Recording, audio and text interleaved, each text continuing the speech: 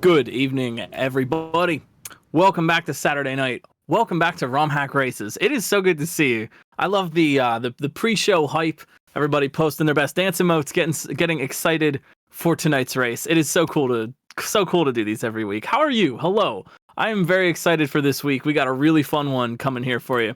If you have never been here, if you don't know what we're doing, what are we doing? This is ROM Hack Races, and every single Saturday night we have a fresh, never-before-seen Super Mario Kaizo level that is going to be made by some of the best makers out there and raced by some of the most talented Mario players you've ever seen. It is a challenge of sight reading, so the racers don't know what they're in for. They've got to use their wits and observational skills and do the best they can, having never ever seen this before. But we have had some testers behind the scenes, and we do have some difficulty rankings, and this one in particular is very, very challenging. We got a tough one for you tonight. It is week 280. The level is called Snake Charmer. Was made by IkeSMB. You might remember them as the runner of Kaizo Monkey Ball from SGDQ 2023. If you haven't seen that run, check it out. It's absolutely fantastic. Ike is great at both Super Mario World and Super Monkey Ball SMB, Super Mario Brothers. It works either way, right? Super Monkey Ball, Super Mario Brothers, same thing. And they have got a doozy of a hack of a ROM of a race for us tonight. We have some ratings that were given to us by the testers, RB Pimlico, Mason SMW, Gossip Greg, Sulfur X, Osu Mario Cartman all helped us test this out. And they gave it some difficulty rankings, which the racers know, and now you will know too. Execution tonight, big one, 8 out of 10. Complexity, 7 out of 10, and they know this is a high difficulty level. You can be sure of that because there are 10 sections, all of them rated 5 out of 10 for length. There is also a tutorial room that the racers are going to go through before they start out, just to make sure that everyone's familiar with the mechanics involved in the level tonight. This is going to be a big one, so we'll see. We have always consistently been really surprised. The racers always do such a good job, and I know looking at these names on the list here, we have got some fantastic players to show off their skills for you here tonight. B2, DE81, Endless Ascent, Louis Duce, Nathan MG, Revelug, Roke Games, You Fail Me. All of them incredibly talented players. I'm sure you're going to see some great stuff.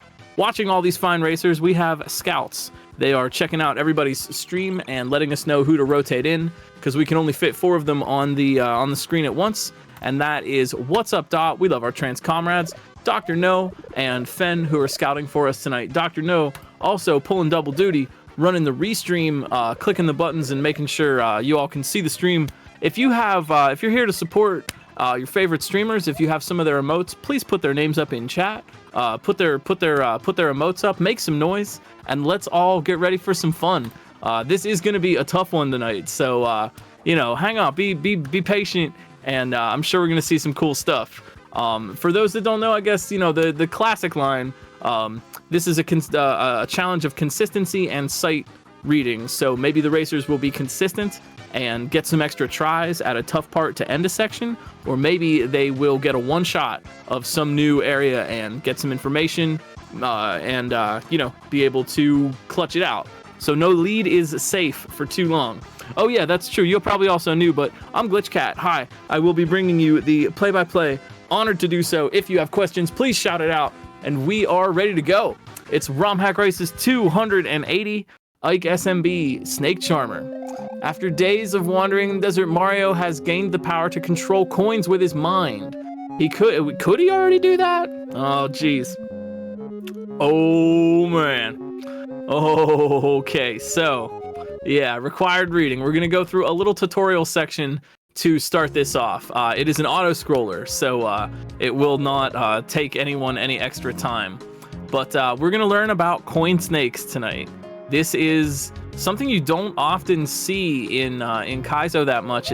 Well, you know what? Honestly, it does get used. Coin snakes do get used, but they're a very spicy element. They are something from the original game, and the way it works, for those that don't know, you open up, you pop the coin snake out of the block there, and you see that moving coin, right? You are controlling that with the D-pad. I'm trying to learn some stuff from this tutorial too. We will see. But you are controlling the coin snake. So you have simultaneously, you have control of Mario and you have control of the direction of the coin snake. The couple of things about that: coin snakes can't double back on themselves, and if the front coin, the moving one, runs into a wall, it will also stop moving. If it runs into itself, if you say you were to like move it around and touch the coins that have been left in its trail, you will also stop the coin snake. Yep, snakes get stopped by all blocks, as we're learning. So if there's a block, the snake's not gonna touch it. And this is important. We're gonna need this for the levels. So Ike has kindly provided us this little tutorial. And here we go. This is one that is good to know. This is also a vanilla property. If there is a coin above a block, like a question block like that, and you hit the block, the coin, for whatever reason, will turn into an invisible solid block. And Revelug seems to know this property, but we're going around. We're going to learn some stuff. The P-switch will also turn the coins that were left by the snake into brown blocks, and you can actually move the snake in the same way. So if the P-switch is active, the brown block snake is now what you're controlling. And you're seeing You Fail Me there on the right. Try to navigate the block snake underneath the door. There we go. Nathan MG's got in there. So we're learning. We're graduating from class pretty quickly, and we're gonna get on to the main level.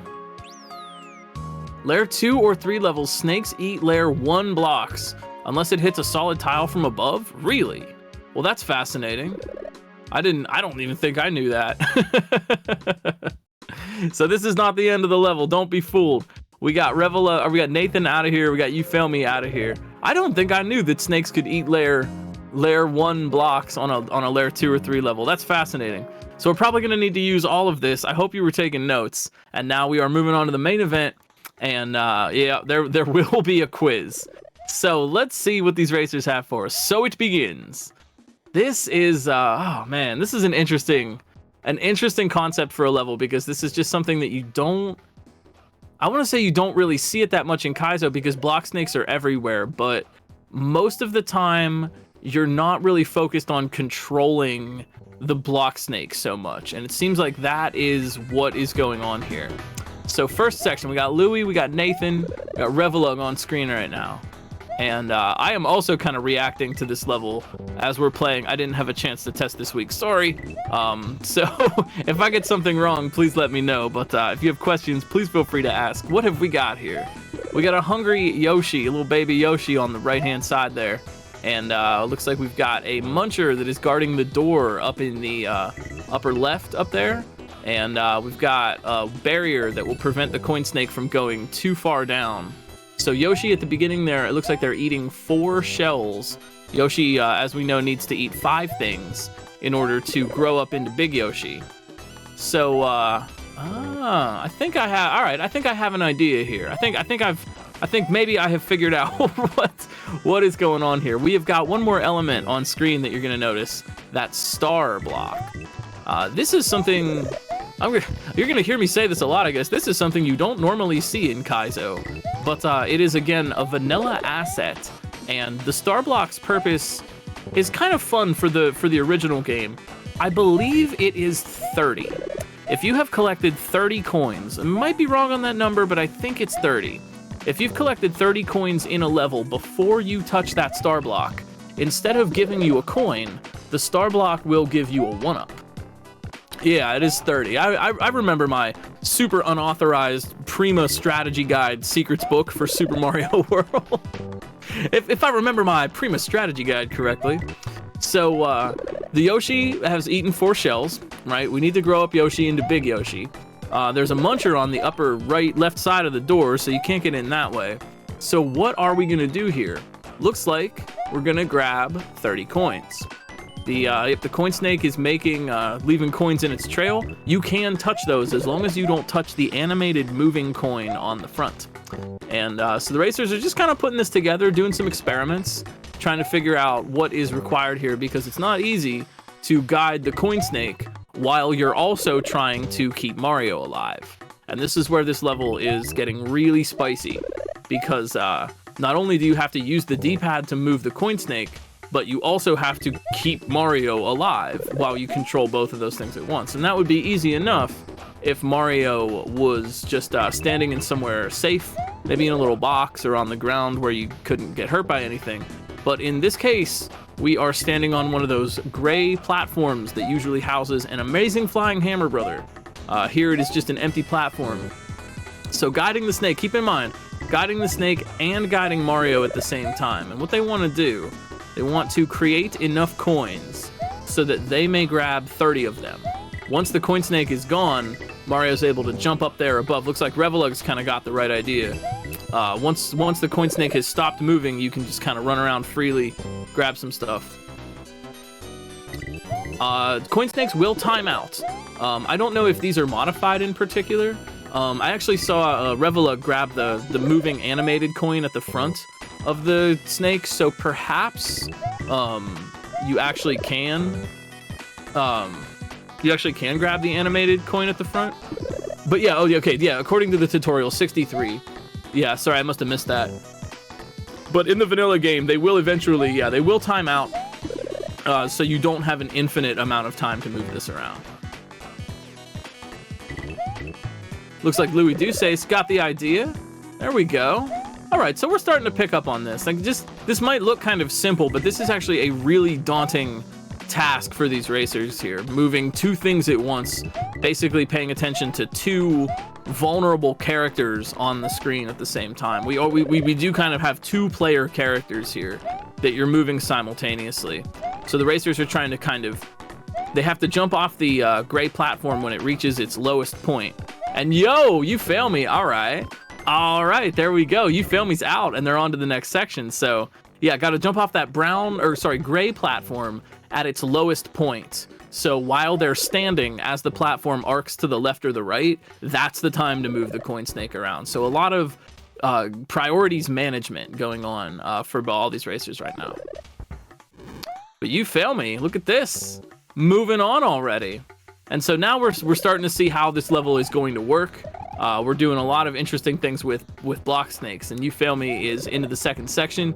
We've got that sumo brother up there. We've got a baseball chuck on the right-hand side, and two of those yellow pokies. Those pokies will just move towards Mario. The sumo brother is going to walk around and stomp fire, and obviously the baseball chuck is going to be chucking baseballs. And I'm pretty sure, let me make sure my count is right here. 2, 4, I think it's 6, yeah. The sumo brother stomps fire, and they make a little lightning bolt and it goes down to the ground. And then there will be 6 tiles of fire that get produced. And there's a 7-tile platform down there, so want to stand in the spot where the fire is not, as we're guiding the coin snake around. But that sumo brother is going to walk back and forth. So the safe spot is going to be continually changing. B2 DE81 joins us in the upper right-hand corner, also working on the second section. And Louis had a nice little strat there. They managed to jump. Yeah, Louis's got a strat for that first part. They are activating the coin snake and then jumping up onto the green star block so that they don't have to worry about standing on the gray platform anymore. That's pretty sharp. Pretty smart there, Louis.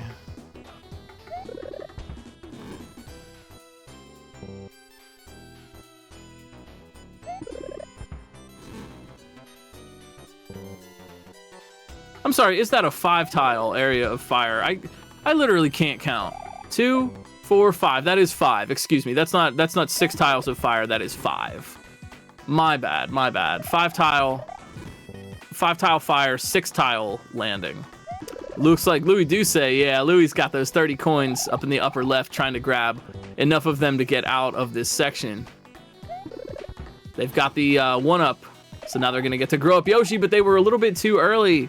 Little too early to jump over. You can't get on Yoshi until he is fully grown up.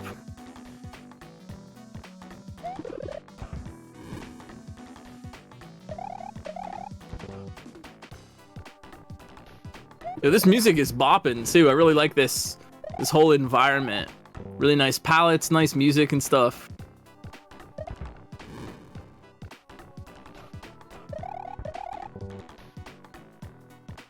So the sumo brother in the second half wouldn't be so bad to avoid, except for the fact that the baseball chuck is also making things a little more difficult. Fortunately, you can kind of control the baseball chuck and anticipate where it's going to throw. Just like a clapping chuck, the baseball chuck will try to jump when you jump, and in so doing, you can kind of predict where the next couple of baseballs are going to come from. So we've got to wait for the Pokies. They are walking. Well, do they walk? I don't. They're ambulating in one way or another, slowly from the right side to the left side. They just kind of track Mario and sort of come at you. And we've got to at least hang out long enough in that section till they mosey their way over into the pit to get the Pokies out of there, because you can't jump through them. You can't really destroy them or eat them or anything. And looks like you fail me. Oh yeah, what's this? Okay, so this is what we've learned before. Now remember from the tutorial section, when you have a coin above a question block and you hit that question block, it will make an invisible solid block because of magic alchemaic reasons that only Miyamoto understands. But you gotta be standing on something in order to get into the door. The game will not let you just enter doors out of midair, although that might be cool ASM. So we've got to produce some kind of solid object for Mario to stand on so they can get in that door. It works the same way for pipes too. Of course you can wall clip, but there are not any walls around here, so we're just gonna have to use the trick we learned in the tutorial. Looks like B2 and You Fail Me on the right side, getting pretty close. Louie, man, trying to make up for that little bit of hastiness there.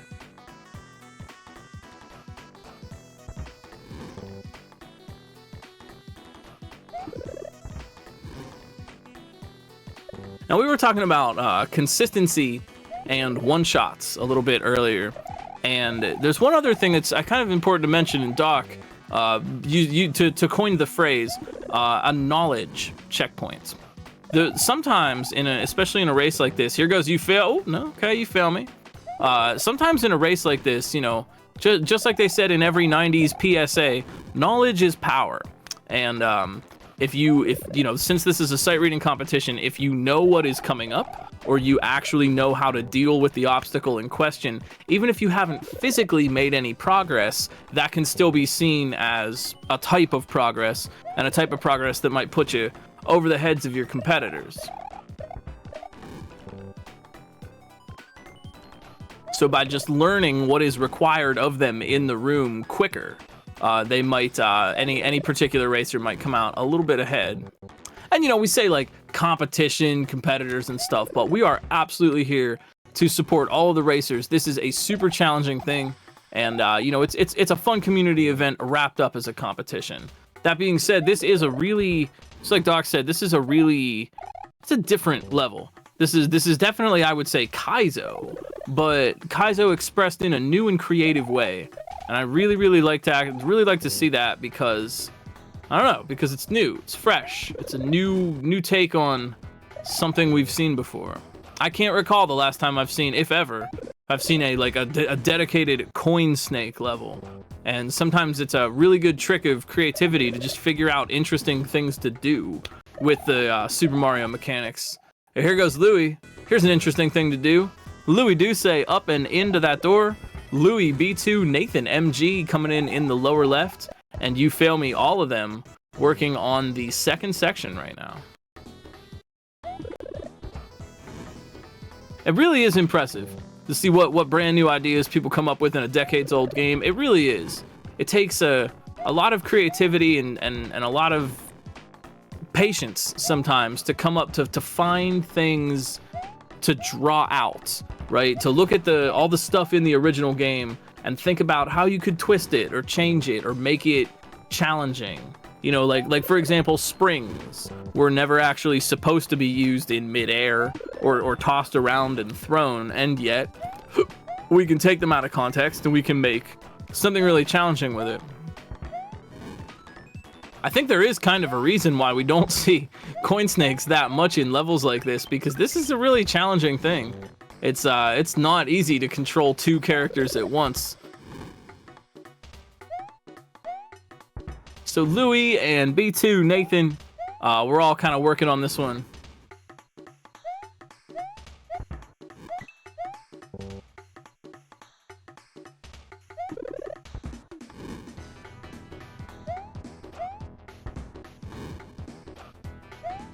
Uh-huh. Yeah, you might have noticed there is a moon. We love moons. They're awesome. And the moon is a block, actually. If I recall my lunar magic correctly, the moon is a block, not a sprite. The coin snake will pass through sprites, but it will not pass through blocks. And so in order to maneuver the coin snake into getting underneath the door, they're going to have to actually run in and grab that moon. So a lot of things going on. One thing we didn't mention, which is kind of helpful for these racers, is if you press the opposite direction that the coin snake is moving. Like right now for you, Fail Me, the coin snake's moving right. Now it's moving left. If you press right while it's moving left, or left while it's moving right, down while it's moving up, the coin snake can't do a 180. So it will just ignore that direction, which is helpful in movement and for the racers kind of plotting a course to guide both of these things at once. So keep that in mind. We've had a lot of money-themed levels lately. You know what I mean? We had sort of a Bad Money homage last week from Blue Ribbon.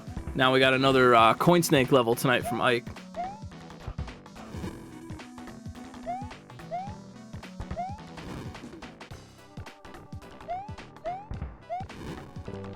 Again, yo, if anybody has any questions, please feel free to ask. Shout it out in chat. This is an interesting level for commentary because there's subtle progress being made on a single screen as opposed to racers getting to different points in a long linear level. February 1st, time to get, or January 1st, time to get started on those taxes, Nettie.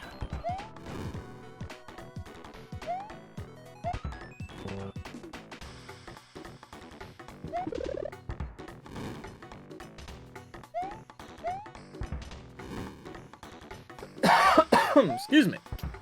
This is an interesting level to build too, because you really have to strike a balance. I really like the design here.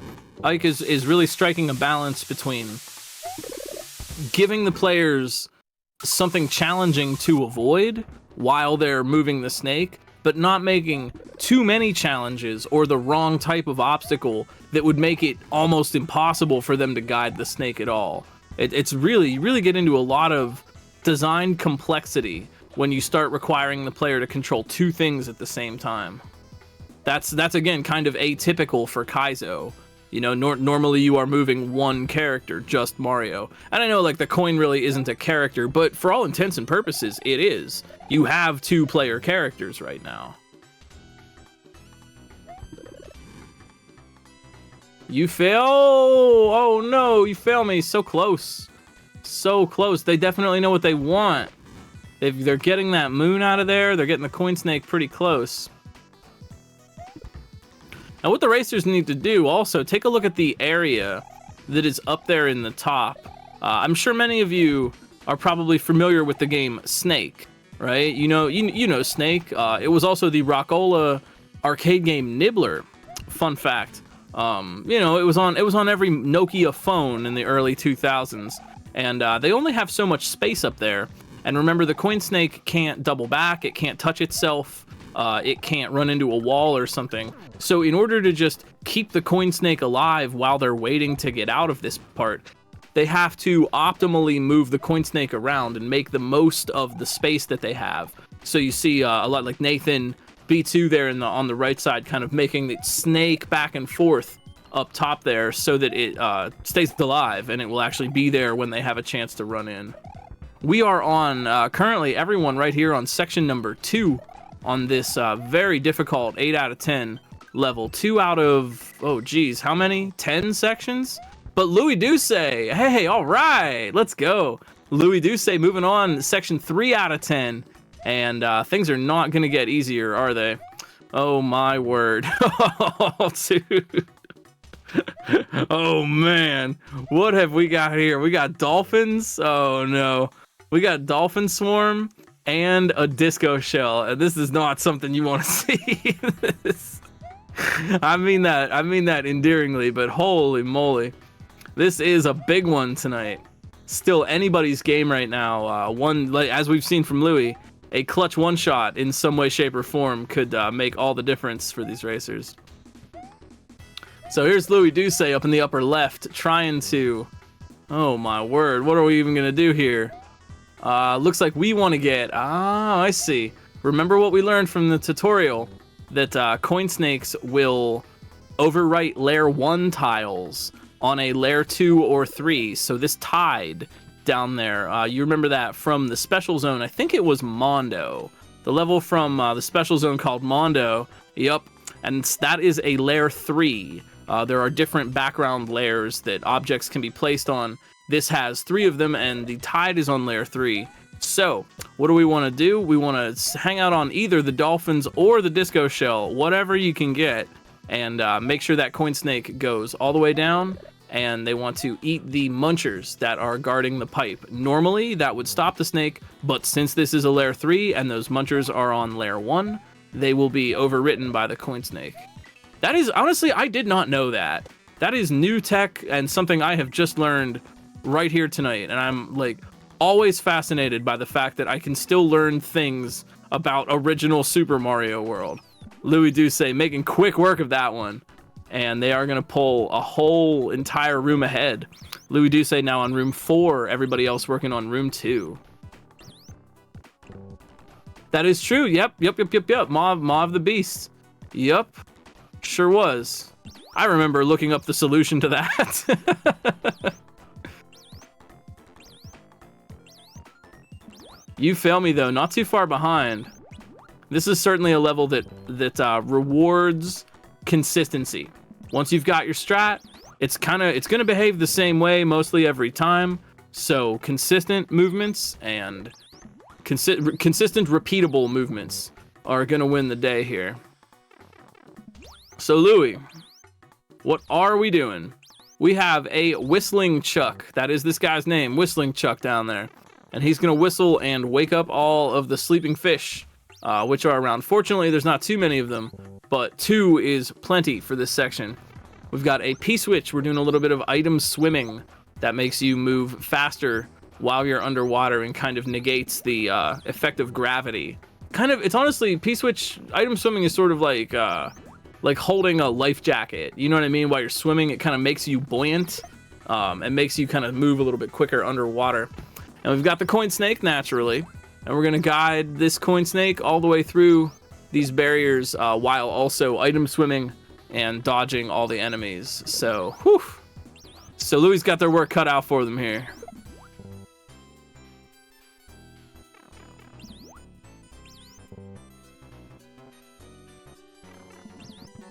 But still anybody's game. We got 10 whole sections to go. This is a big one. We warned you.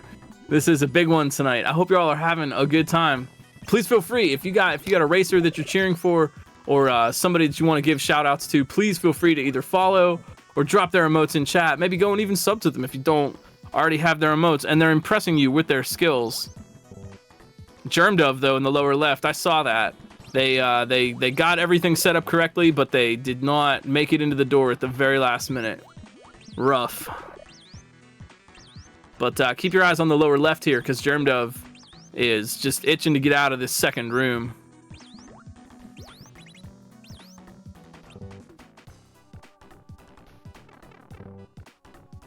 Yeah, this 4th room where Louis is, we might start to see a little bit of a difference in strats. There are a number of ways that you could approach this. You fail me. Ugh. There are a number of ways, though, that you could approach this, because the fish kind of... They track you. They want to go to where Mario is, right? Oh, hey, good strat from Louis there. Oh man, trying to knock out one of those fish with the question block so that they have less to avoid. They've also got an urchin they need to watch out for, so a lot of challenging obstacles here. But there's any number of ways that you could arrange the fish, kind of move Mario, maybe swim a little lower, a little higher. You fail me, let's go. All right, now you fail me trying to make a run for Louis' room right now, and you fail me could catch up here if they can get through this 3rd room as fast as Louis did. But we've got the disco shell again. We've got those dolphins. This is like a level of like all the stuff you never see in Kaizo, or stuff that just hasn't Is it just me, or have Dolphin Swarm obstacles really fallen out of popularity lately? I can't even... I saw, there was, I think it was Red Hero Endgame, or a hack I played recently, did have a Dolphin Swarm obstacle. And I was just like, oh, wow, how nostalgic. You never see that anymore. They were all over the place in Dram World Kaizo 1 era. Oh, haha. You failed me just navigating that coin snake right out the wall.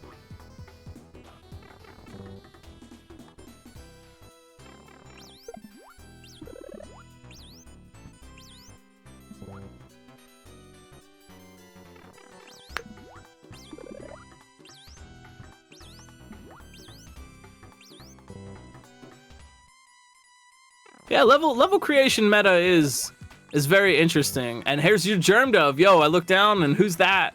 On the third section, we got Germ Dove and You Fail Me working on the Dolphin Swarm Disco Party.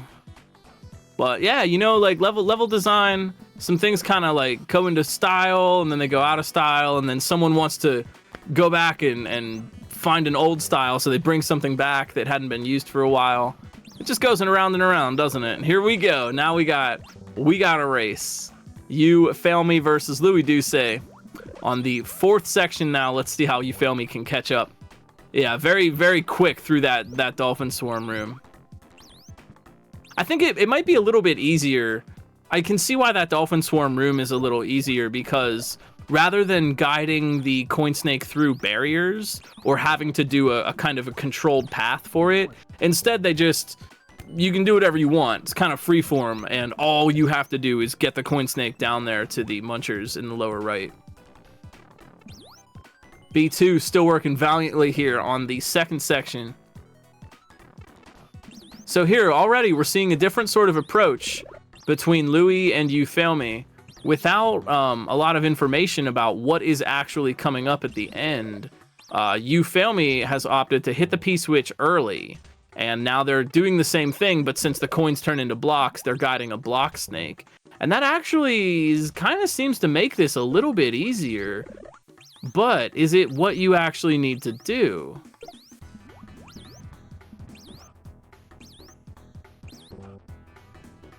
So You Fail Me and Louis both getting to the end there, and the path is blocked off by those brown blocks. So what are you gonna do about that? Yo, Sega Genesis cheat codes, it's Nathan MG. Up in the upper right here, made it to the Dolphin Room. Room number 3. I'm working on my funny announcer interjections, you know, like a baseball announcer, or if anyone remembers the good work of Mike Lang, the old announcer for the Pittsburgh Penguins hockey team. You know, he would, like, someone would score a goal and he would say like Sega Genesis cheat codes or something. You know, I'm working on them. I'm trying a few out on you. See what you think about that.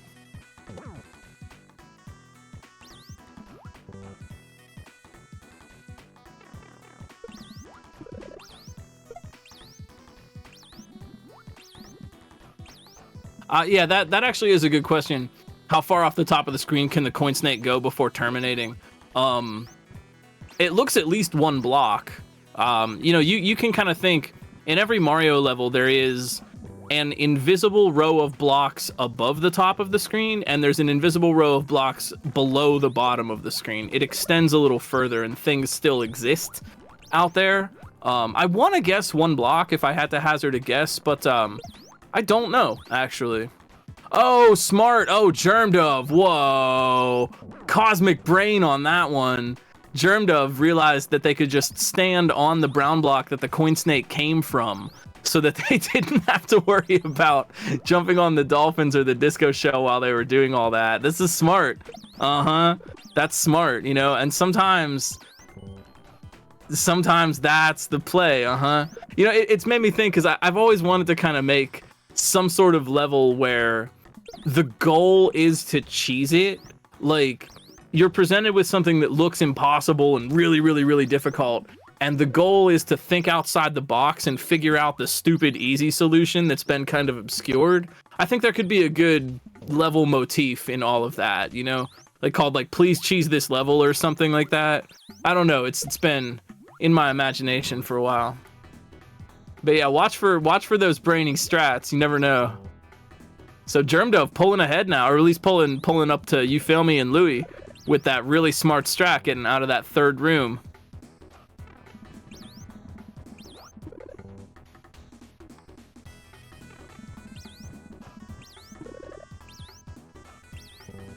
I'm not sure, is this port from Sonic?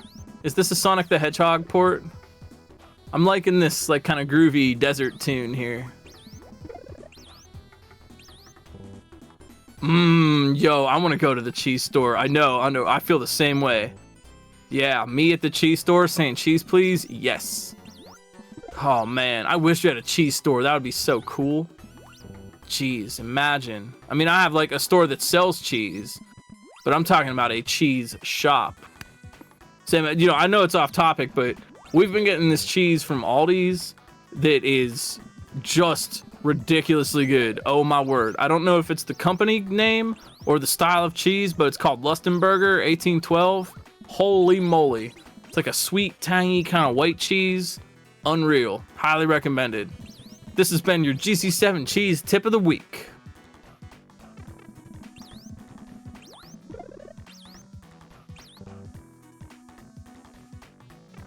They do. They really are. This is the hashtag not sponsored by Aldi's, but holy man, they do. They get their good cheeses. I do. I recommend. If you also have your favorite cheese recommendations, I would like to hear them. Cause boy, I like a good cheese.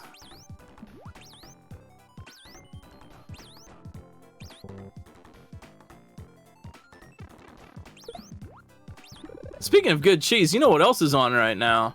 Freaking C3. It's not a cheese, but it is the creativity convention on SMW Central right now, and we are seeing some amazing works. Everybody kind of drops their most ambitious, most creative things, and I am really excited because a ton of great hacks are being released and some demos for C3, so it's going to be a really good week for Super Mario ROM hacking. And now we've got everybody. Nathan managing to get out of that third room. We got everybody on your screen right now on the fourth room out of 10. Guiding this coin snake through the water. Listening to the sweet, dulcet whistling tones of Whistlin' Chuck. That is his name, Whistlin' Chuck. That is. You got me before. I wanted to point that out. Yeah, there's a ROM hack race level randomizer from Pat CDR, and actually I can link to that right in chat. So if you want to just try a random ROM hack race level, boy howdy, there you go, right there.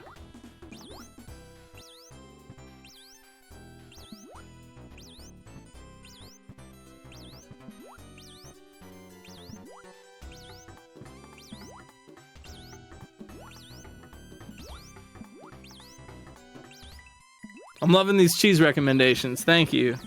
This is annual ROM hack race and cheese area. And yo, Louis Duce, we're getting out. Louis Duce is out. First one out of the fourth room. They are moving on to room number 5.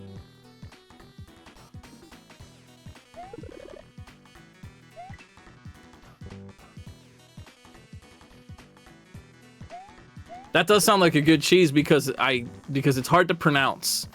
I think like the harder the name of the cheese is to pronounce, the more delicious it's gonna be. Okay, You Fail Me getting out of there as well. So what is the trick to that room? By turning the coins into brown blocks and then standing on those brown blocks, it pushes the 2 brown blocks of the barrier out of there, because Mario physically standing on those will cause those blocks to eject. Weird coin snake thing. Oh, hey, You Fail Me. Nice. Okay, that was cool. I mean, that was pretty cool. You Fail Me. Looking for some cheese. 2 in a row.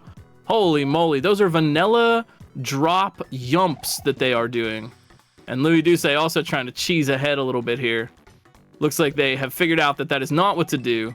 But still, man, whoa, what the heck? Oh no, Germdove looks, is that a reset? Oh no, I missed it. I was watching you fail me do those yumps. Oh no. Oh, Germdove did that on purpose. Oh, okay, okay. Trust the method. Oh, perhaps they, yeah. Perhaps they want to go back to the tutorial and learn. Okay, sure. That's actually pretty smart. That is honestly a really smart idea. It looks like, I think they'll be able to go and get back to that checkpoint section. Yeah, they're just going back to reread the tutorial. That's really smart.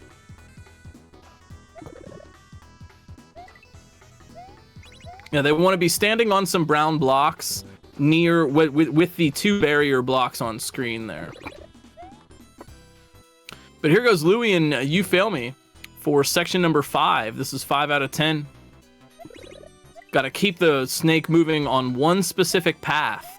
This kind of reminds me of the level Trick Track Trek from Donkey Kong Country, which I think kind of, I don't know about you, but I think that was the first level that sort of established this motif, where you're on a moving platform on sort of a forced auto-scroller, and enemies and things are coming up on you and dropping on your head from the sky.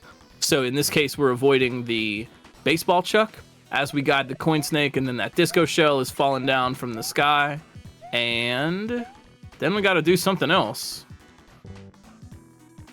But that P-switch is on a timer, so those brown blocks aren't going to stay brown blocks for long.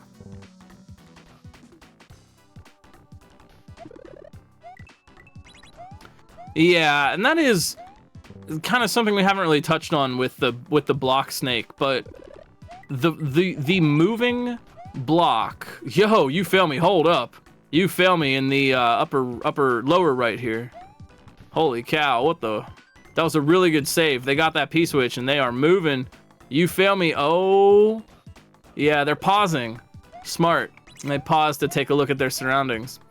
But that's something we haven't really touched on with the block snakes, is that the front of the snake, the moving part of it, is kind of a weird sprite. There are block snakes which you control with the D-pad like we're seeing here. And there are also block snakes, if you remember Roy's Castle, not Roy's, but the original Roy's from the vanilla game, as well as Larry's Castle, number 7. There are block snakes that move in a particular pattern.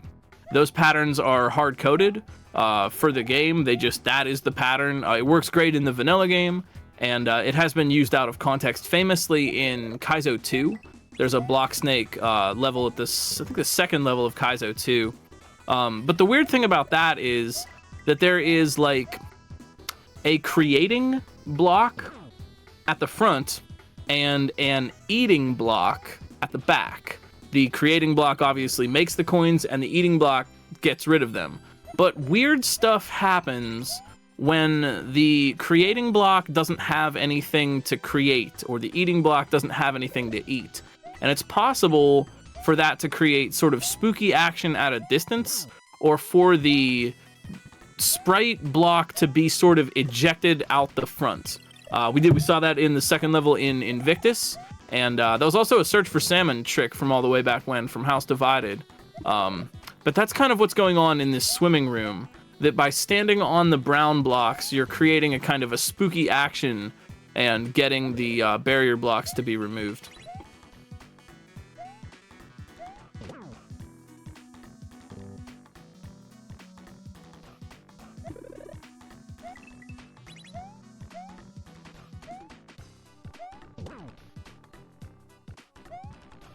Hey, the more spooky action, the better. I'm a big Halloween fan over here, so.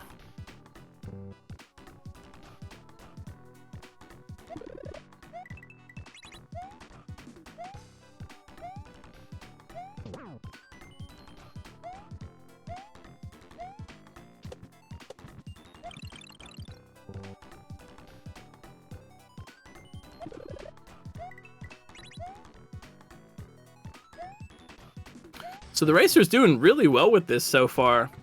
We're 40 minutes in, and we're getting big progress from everybody. Looks like everyone is definitely understanding what to do here.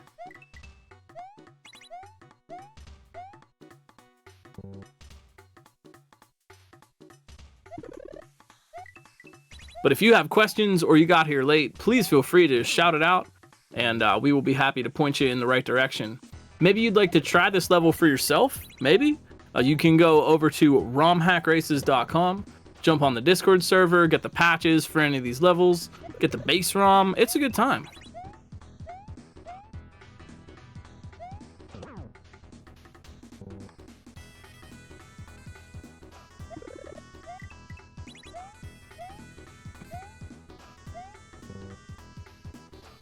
So the holdup in this second section, the fifth section rather, Louis and Germdove are currently working on in the lead right now.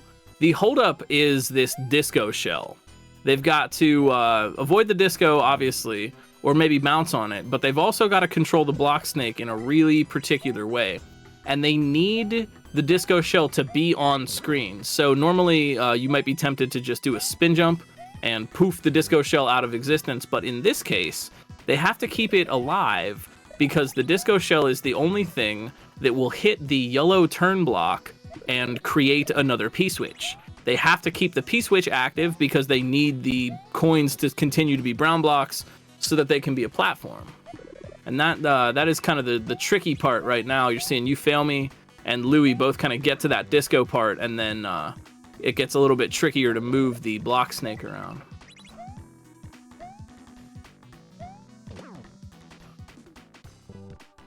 Oh, thanks. Good evening. I love doing these. This is like my favorite.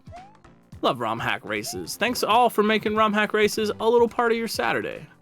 If you're having a comfy time, let us know. For all its difficulty, Doc was right. This is a really comfy level.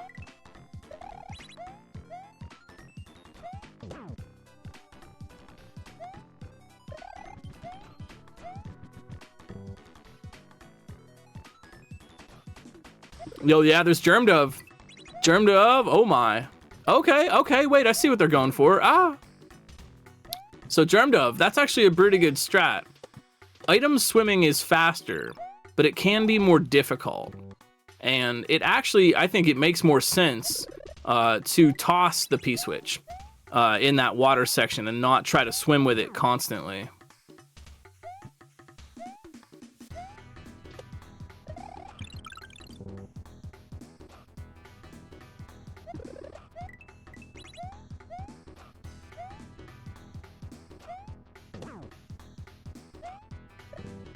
Yeah, You Feel Me? Getting close.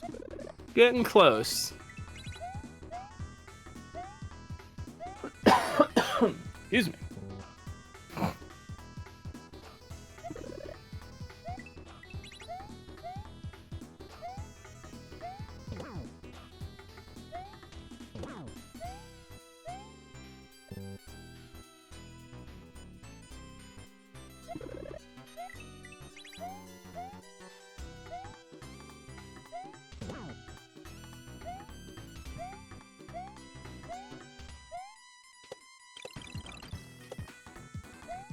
Oh, Louis with some nice disco bounces, but they couldn't clutch it out. You Fail Me. Yeah, we're getting a little bit of movement. Watch the frequency at which Louis and You Fail Me are getting past the second P-switch now. At first they were kind of just getting there, and now you're going to see them getting more and more past that. We got something, because of the difficulty of this level, we have got something that we're going to be dropping, a playlist of the rooms. So because of the difficulty involved and the relative obscurity of some of the tricks, we're trying to make the races as accessible as we can without necessarily limiting the vision of the creators. And to that end, we have got a playlist of clears going live in the ROM Hack Race Discord right now. So if you're interested in seeing what's coming up, or the racers want to double check what they're doing, they have that option. That's not something we do every week, but we kind of go on a case-by-case basis. And in the case of this level, and for everyone's sanity, we have a little bit of a clear video. But I don't even know who needs it right now, because everybody's doing really well with this. Louis and You Fail Me out in the lead right now, and they are not slowing down at all. You fail me. Whoa, man, those were good strats. Really good. Ah, missing the platform jump. Come on. Those were great strats, though. You fail me did that. Navigated that snake perfectly and used a spin to kill the disco at the very end.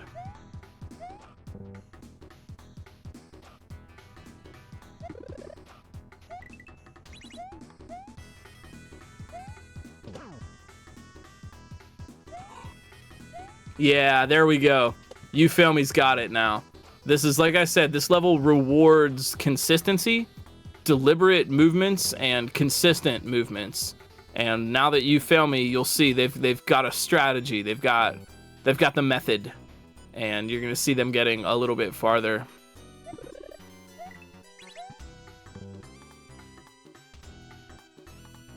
Yup, there it is. There it is. Yeah, you fail me. Really making strides now.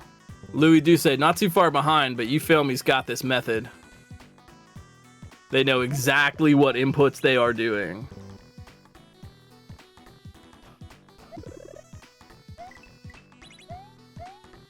Yep, they're getting there. Nathan MG also, hey, got a good run on the 4th section.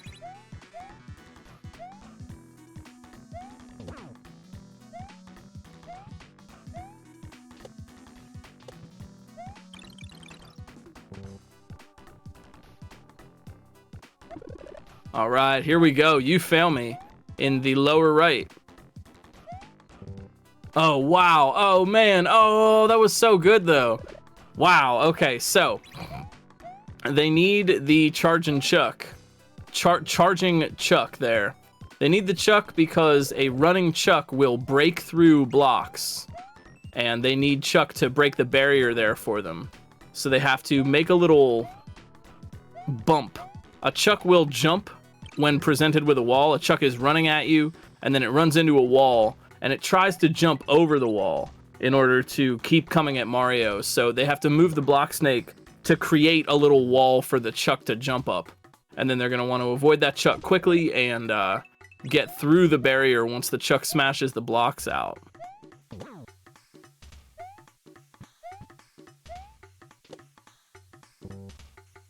Germdove and Nathan both with the deep runs on this 4th section, but these Rip Van Fish here at the end, oh my word, that was so cool. Germdove. By activating the barrier blocks, they pushed one of those fish off the screen. Nice one. And oh wait, huh? Wait, what? Germdove is, wait, I thought they got in the, huh? Wait a minute. I could have sworn I just saw Germdove get in the pipe there. Why are they? Oh no. Oh no, I looked away. They didn't touch the H. Oh dear. Oh, you hate to see it. Yeah, I thought they got it. I looked away. Oh man. We'll get it. Nathan also very close up there in the upper right.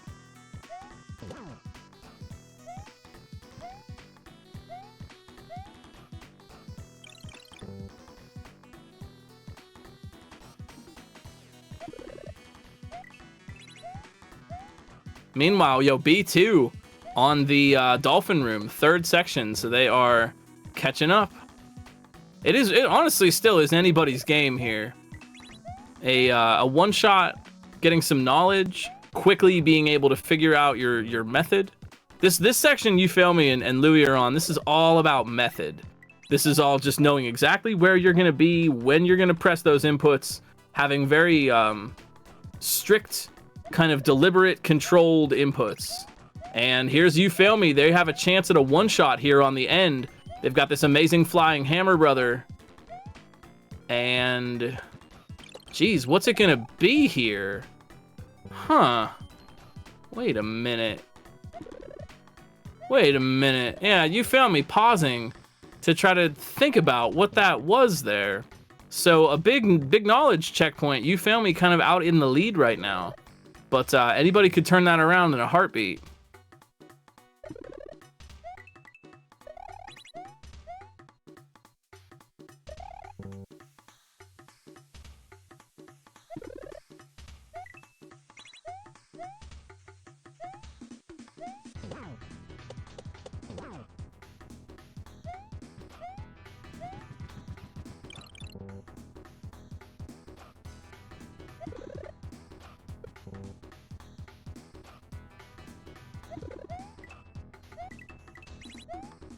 Nathan, so close.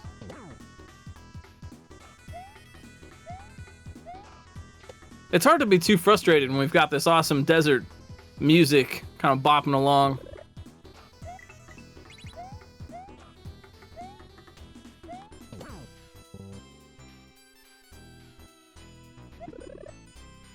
Oh, all right. You feel me's got the method.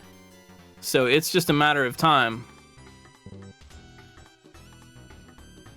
I have to award a couple of cool points for you feel me getting the turn back drop yumps to try to cheese this section when they first got here. That was pretty swag.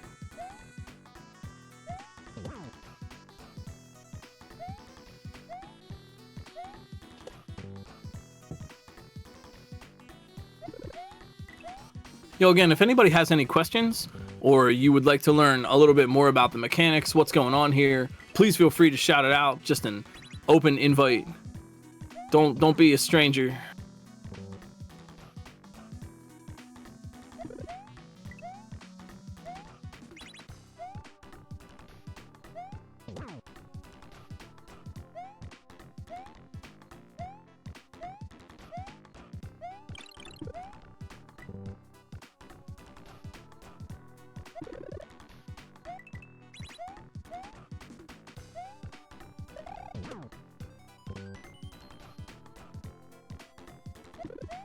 Yeah, I want to give shout outs to Osu Mario Kartman, who made the clear videos for this. We really appreciate that.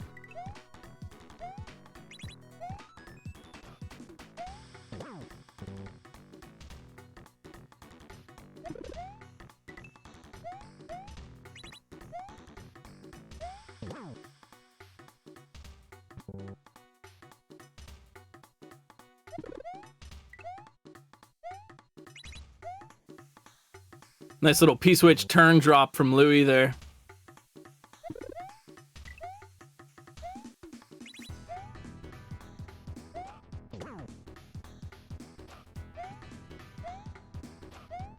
All right, so how y'all doing, chat? How's your Saturday night? I wanna check in with our grand and noble audience here. What's up? How are you? I hope you're having a lovely, chill Saturday night. Thanks for spending a little bit of it with us here on ROM Hack Races.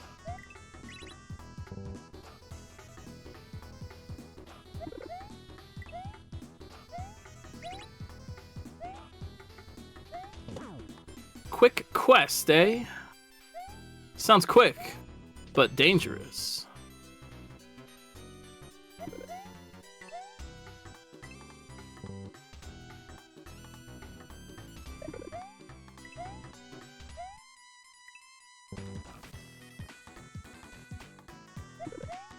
Yeah, that's true. Yeah, I totally forgot. Yeah, there was a coin block level in Luminescent, wasn't there? I ought to know.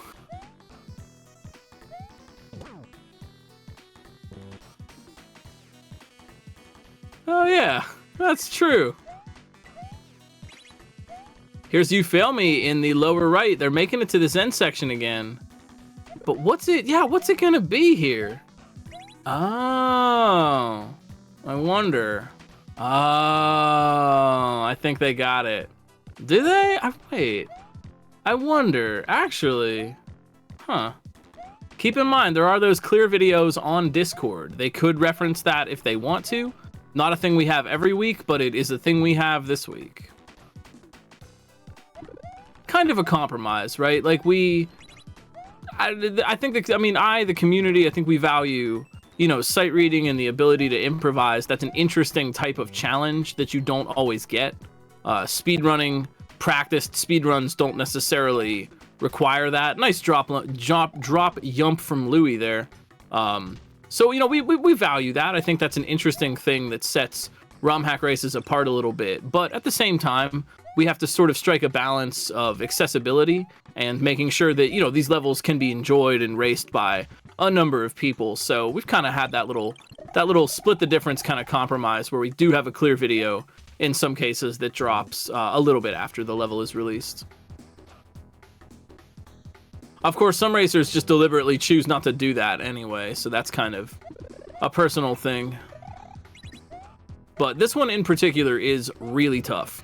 And if you're looking at this and you're thinking like, whoa, you know, I don't know if this ROM hack races thing is for me, just keep in mind that we do have lots of types of difficulty. Some weeks we'll have an easier level, some weeks we'll have a tougher level.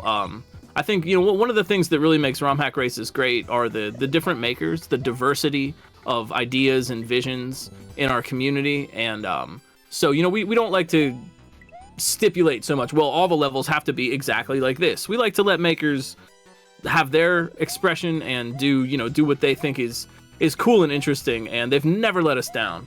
So if you're looking at this and thinking like, I don't know about this one, just keep in mind that this is really on the top of the difficulty scale. I think we've had some levels that were slightly harder, but that is kind of subjective, and this level in particular uses tech that not many people are really like aware of. Germ Dove, oh, that was so close, no.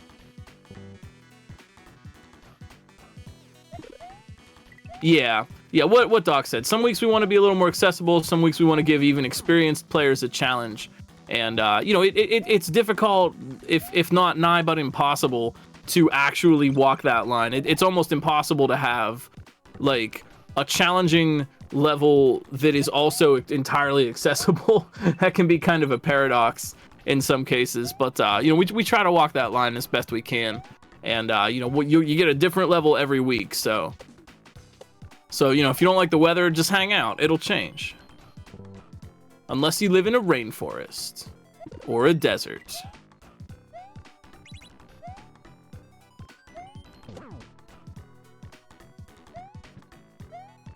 So B2 working on the third section, getting that dolphin swarm.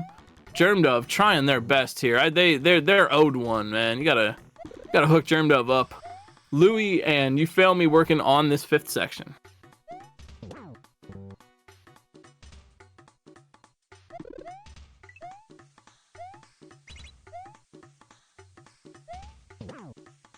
You Fail Me though.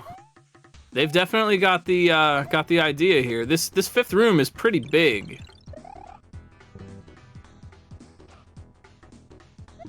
So You Fail Me here in the lower right, coming up for another try at this ending pipe.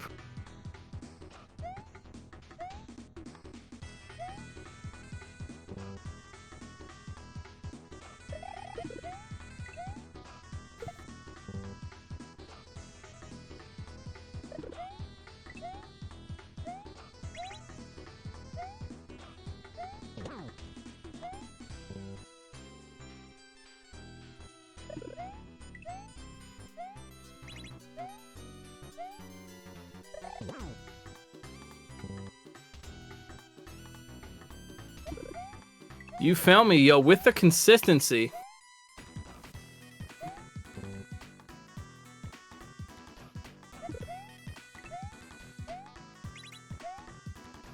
I think they got it. I think they might have gotten it. Gotta get something out of the way of the block snake. Because remember, we have to be standing in order to get into the pipe at the end. Here's Nathan MG in the upper right with a chance at it. Ah, those fish. Officially, those fish, and just to keep the nomenclature correct here, officially those are called Rip Van Fish. Just so you know. It's been fun that people have come around to calling them Amazing Flying Hammer Brothers, which is their official name. Oh, fish. Yo, is that Oh Fish? Yeah, it's Oh Fish.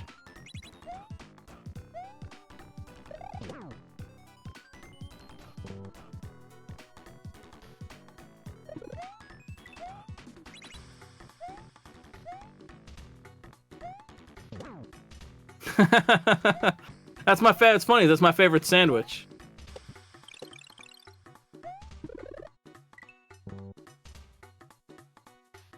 Haven't had a good fish sandwich in a minute, man. Actually, now I'm really like, dang, I really need to get a fish sandwich.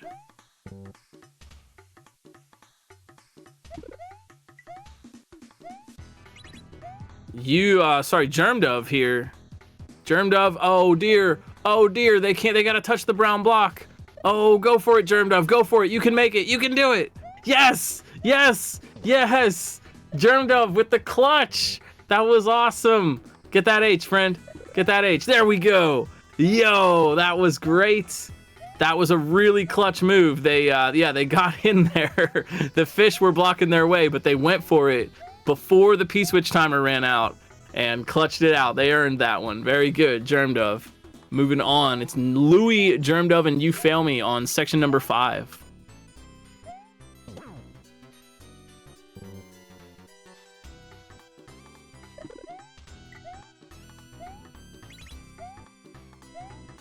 No, it's too late. I'm not going out and getting a fish sandwich now. It's too late.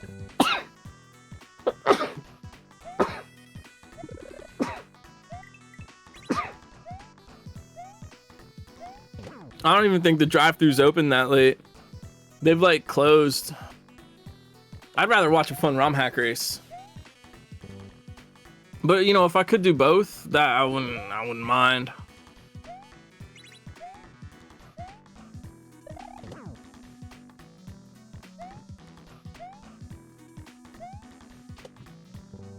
Who's got the best fish, Sando? That's a good question. I actually, you know what, honestly, I'm like, we're not sponsored by any of these things, but man, I do like those Long John Silver's little like fish sandwich sliders. We don't have any Popeyes around here, so I can't compare it to that. But I think honestly, kind of anything's better than Mickey D's. You know, I'd rather at least have something that pretends to be a fast food fish restaurant. At least pretend, you know. I'm still thinking about that delicious calamari we had when we were at GDQ in Pittsburgh. Whew. It's like I'm haunted by the ghost of a delicious meal, but it's like a good haunting, you know, like one that you want. It's like a good ghost, like a sort of a Casper the Friendly Ghost. Yo, Louie. Getting those drop yumps, a little bit of swag from these racers here while they're working through this section. You can, I mean, obviously, we all know about yumps, but for those that don't, technically what you're seeing is a P-switch jump. But when Mario touches the P-switch, one frame, the very first frame of contact, you are counted as standing on the ground. And that's all you need for a jump. That's why wall jumps work. Because in that one frame, you're standing on ground. You're not really doing anything magical. Actually, from the game's point of view, you're not doing anything magical at all. You're just standing on the ground and you're allowed to jump. But it's kind of cool to get those one frame jumps, and even cooler when they're dropping the P-switch in the air and then getting the one frame jump off of that. It adds a degree of complexity.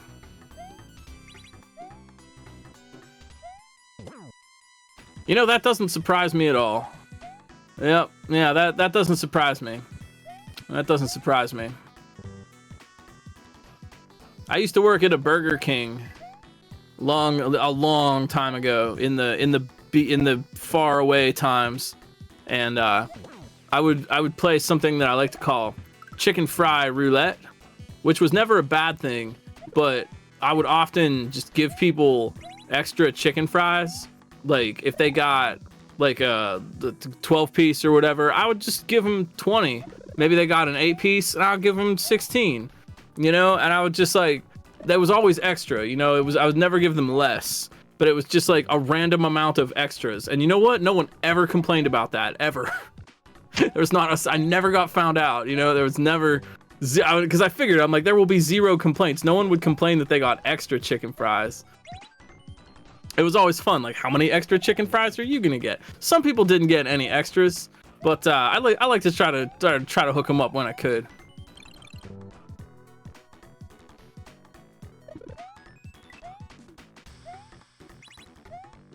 But that was intentional, you know? I mean, I imagine people sitting around being like, oh, they screwed up and they gave me extras. Like, no, I didn't screw up, friend. That was intentional.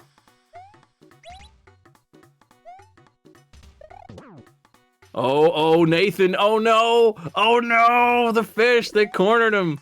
Oh.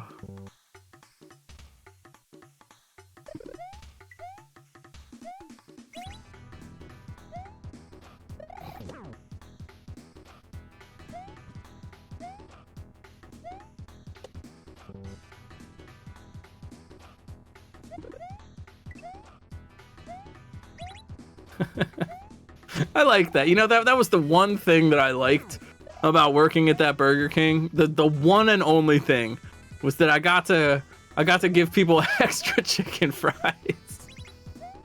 It's the little things, you know, that make your day go by.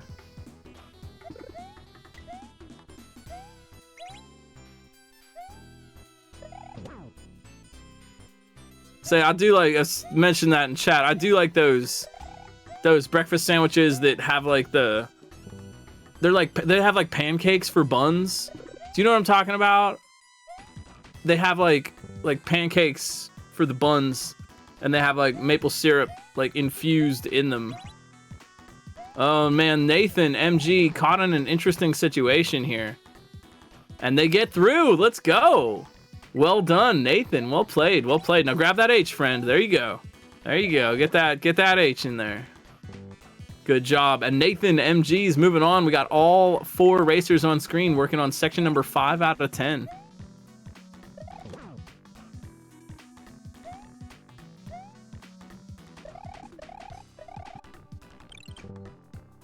Interesting, Dot. Yeah, is that what they're called? A McGriddle? That's a silly name for it. They should call them pancake slamwitches. That sounds much more adult and professional. How many racers? We have got 8. Louis, You Fail Me, Germdove, Nathan, B2, Endless Ascent, Revelug, and Roke Games. 5 out of 10 rooms. It's a big one tonight. It's a big one. A biggin. Not a little one.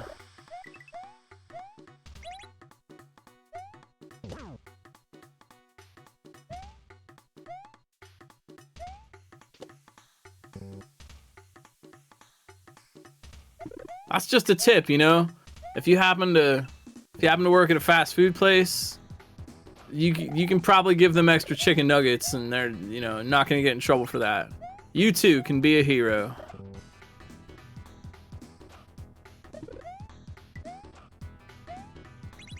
I'd say the rooms so far have been similar difficulty, maybe a little bit brainier in some cases. Room 3 was pretty easy. This one in particular is being a challenge.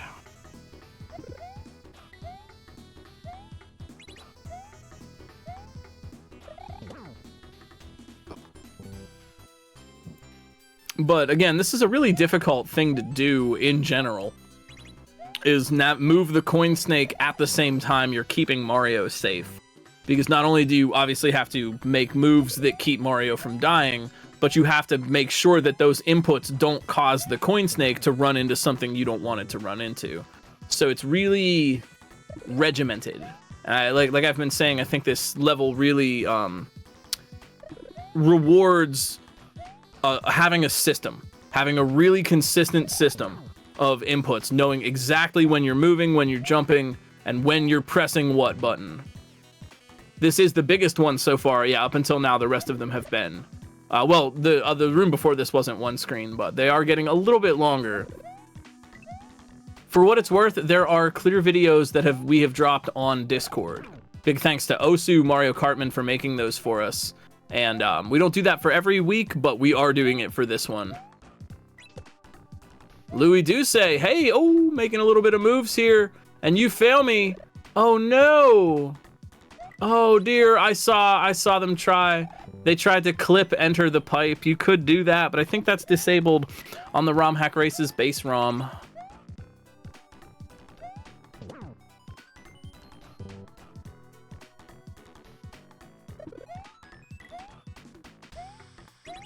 You know what's kind of fascinating to me? I don't know if this is the longest level we've ever had. It's not quite the most difficult, but I was actually just thinking that we've had levels which were ranked for more difficulty than this. And those levels featured a lot of weird item abuse setups and a lot of movement and tech going on. And this level almost seems to be a little bit harder than that. And it's not so tech heavy. which really goes to show just how challenging it can be to move a coin snake and keep Mario safe at the same time.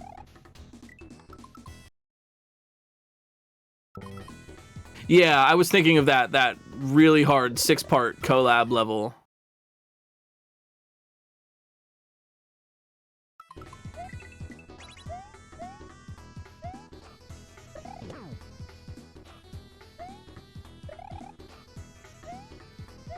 I forgot we did that. We used to have, like, there would be, like, multiple levels in a race. It'd be, like, a little 3-level hack or something.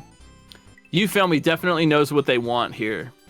And it looks like their system is working out. They know where they want to be. They know when they want to move. They know how they want to position that chuck. Staying close to the chuck so they make sure it chases them. Keep your eyes on the lower right, because IkeSMB is moving. Oh, they got it, though. They have got this. IkeSMB really putting this puzzle together here.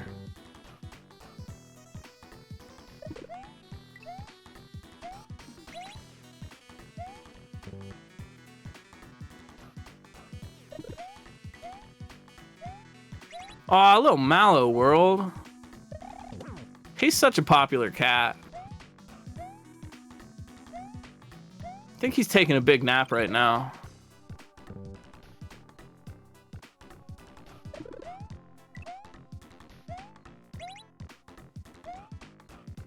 Yup, keep your eyes on the lower right-hand corner. IkeSMB really getting consistent here. Dare I say, schmoovin'.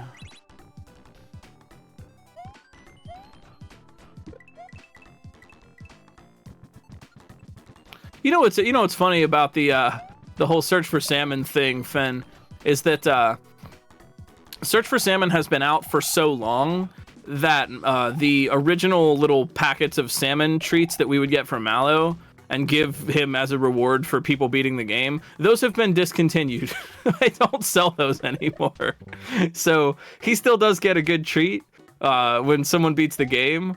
But yeah, Search for Salmon has been out so long that his favorite little packets of salmon, it was like a little fancy feast thing, and it was like a little bit of like cat-sized salmon in a little pouch.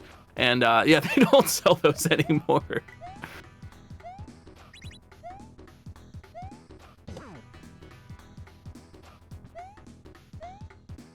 Sometimes Mallow leads me into the cupboard where they used to be, and he like kind of looks at me like, hey, like, do you have any more of that salmon? Like, he remembers. How could he ever forget the salmon? Louis Duce in the upper left. Let's go, Louis. All right. Taking their time to maximize the amount of P-switch time they have. Let's see if Louis can put this together. Oh, my word. Oh, ho, ho. Getting spicy, and Louis Duce getting that salmon all for themselves. You know, Sky and I talk about that sometimes. Like, I don't think Mallow would know what to do with a real fish. You know what I mean? Like, if we just, like, presented him with a salmon, he'd be like, what do I do with this? Like, he's never seen a fish. Like a live one, you know what I mean? I don't even know if he knows what they look like. Like, I don't know if he'd be able to identify a salmon. Well, it's been a long-standing thing because the lore of Search for Salmon is that in the game, you're going out and searching for some salmon for Mallow. So it's always been a long-standing thing that if someone beats Search for Salmon, I give Mallow a little salmon treat.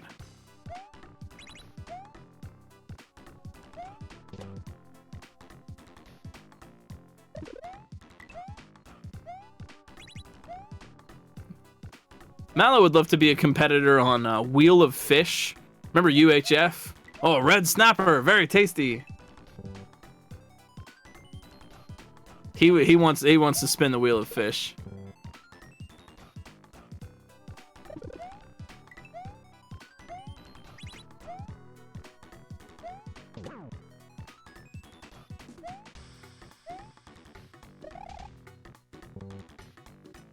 Yeah, let's give it up for these racers. If you're here to cheer for some of your favorites, please put their emotes up in chat. Cheer them on.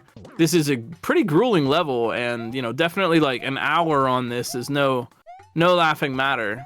So this is some extreme endurance, as well as extreme skill from all of these players.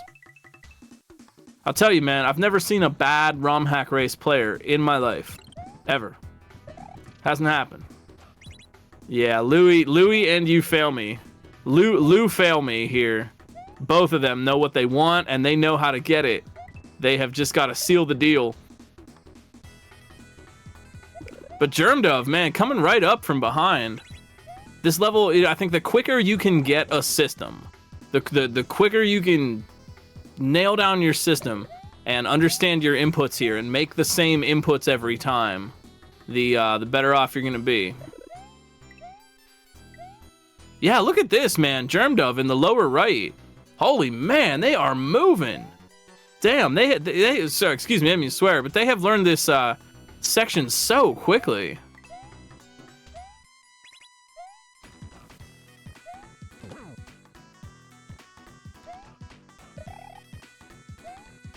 The only thing I've ever seen are racers trying their best, staying determined, staying motivated. This is really tough stuff, you know, and this Kaizo thing, hard Mario levels have been so normalized that, you know, sometimes you don't even really think about it. Like, these are really, really tough levels. And, you know, even a 5 out of 10 or a 4 out of 10, even a you fail me. Ah! So close, man, so close. But even a 4 out of 10 Kaizo level is still like super expert territory. You know, beginner Kaizo is standard super expert. You know what I mean?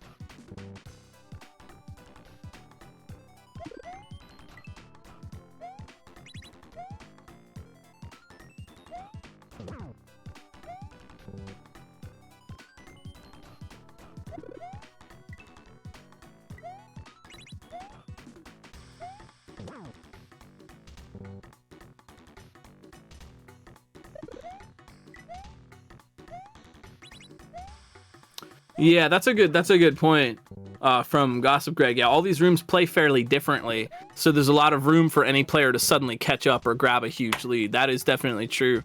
I think we're starting to see the origins of that with Germdove here. They have not been on this section very long, but already they are really understanding what they want here.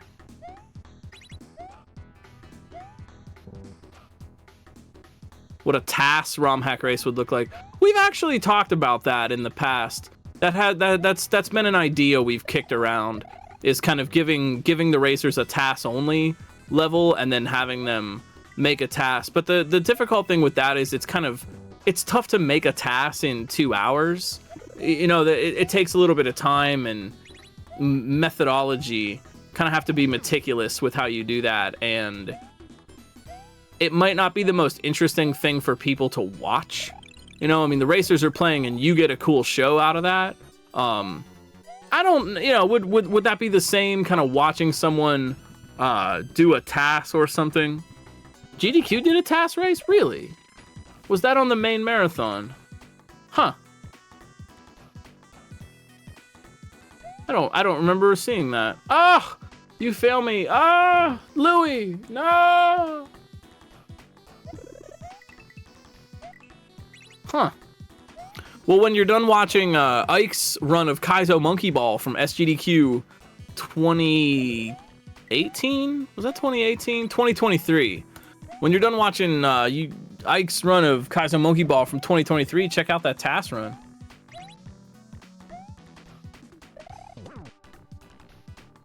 That also might be the way to do it. Yeah, you have them do it over a weekend, and then, you know, fastest TAS or whatever, or... Another thing we had thought of was just kind of like a swag competition. Like, this was kind of maybe my idea. Like, the racers are given a big standard level.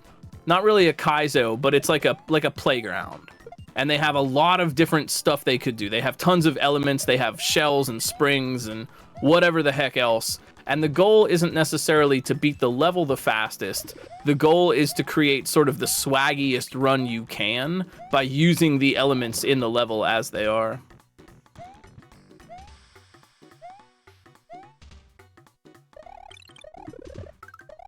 You fail me.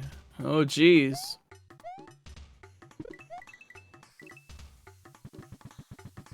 wonder if we will see sort of AI playing Mario. The last I've looked, it's the Mario AI. It's difficult to train to do Kaizo, but you know who isn't hard to train? You Fail Me. Let's go. And You Fail Me is out of there. They have made it out of the 5th room. You Fail Me keeping that lead, keeping it alive, and moving into room number 6. Let's do it.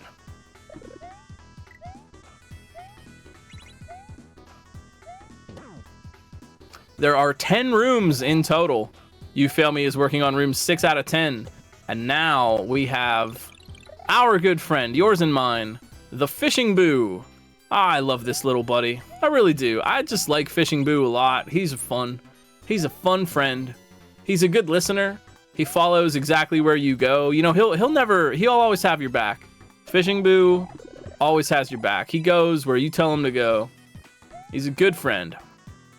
And so You Fail Me's got to avoid the deadly blue flame that Fishing Boo is carrying on the end of their fishing rod in order to guide the snake through all the barriers while they're moving Mario and make their way out of here alive. Louis Douce, oh my gosh, Louis Douce right behind. Louis Douce, let's call the Nintendo Power Hotline. Louis Douce is moving on to room number 6, and they are toe-to-toe right now with You Fail Me. But look at this, yo. Germdove in the lower left is not far behind, man. I think Germdove might get out of this room quicker than any of the other racers. They are just really getting through here.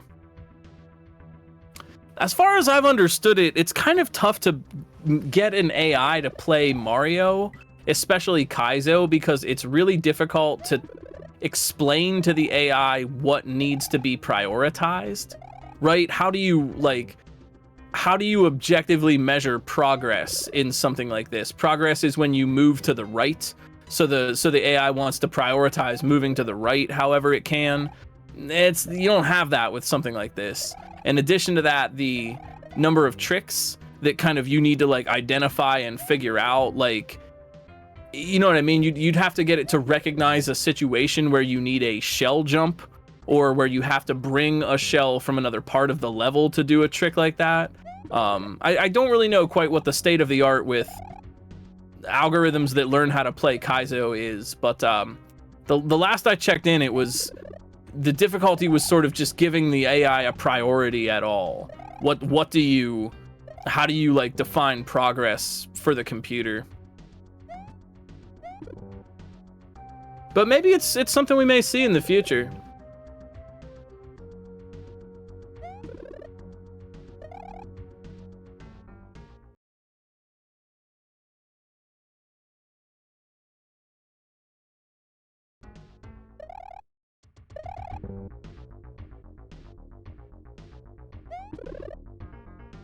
Oh, Mark Alarm got the AI to get a hit on Kaizo 3 Bowser. That's pretty good.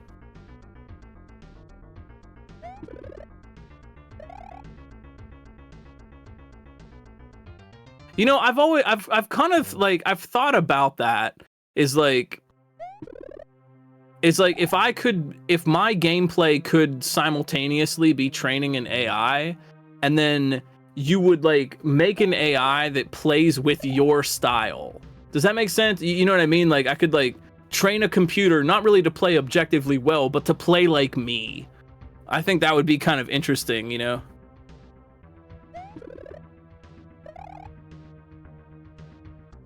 Yo, Germdove getting a little bit farther every time. I love this progress from Germdove right now.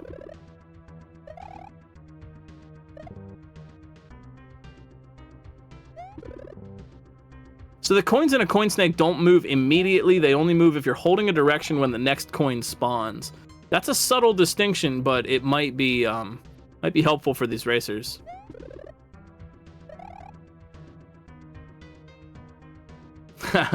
Well, let's not be so hasty to remove the human component just yet. We still need human brains in this world.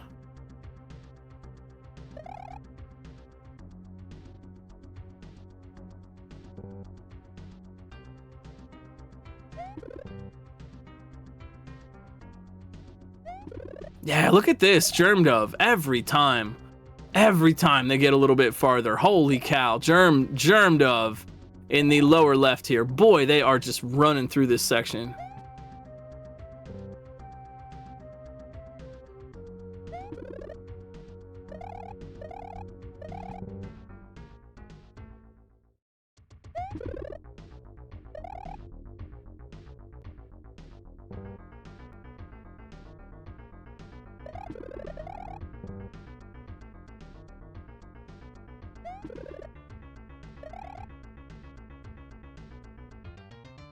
Louis Duce, and yeah, and you fail me.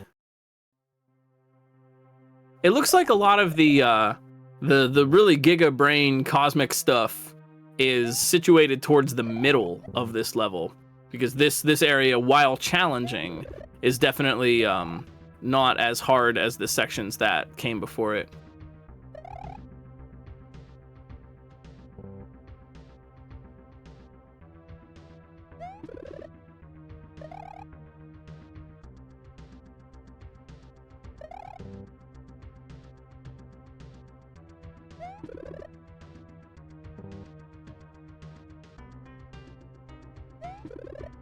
Germ Dove. Wow. Germ Dove in the lower. Oh my gosh. Germ Dove with a shot at it. Ah, jeez.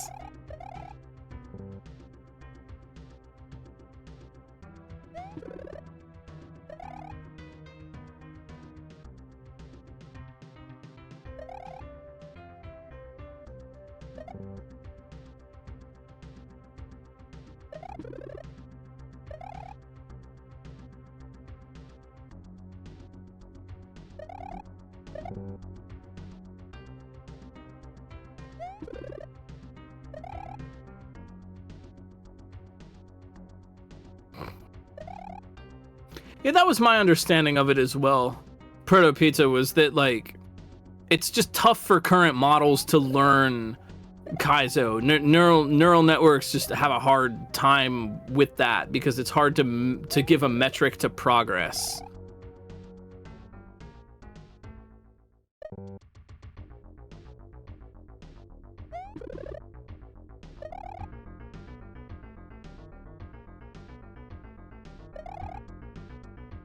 There's an AI, isn't there an AI that plays Tetris fairly well?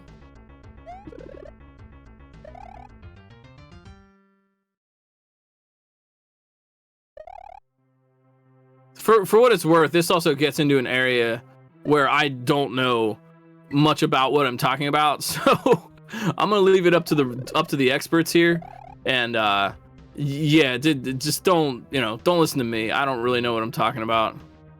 Computer, wow, computers, the internet, algorithms. Oh, you failed me getting close. Louis getting close. Boy, it is really Louis and you fail me just neck and neck here, going toe to toe in the ring.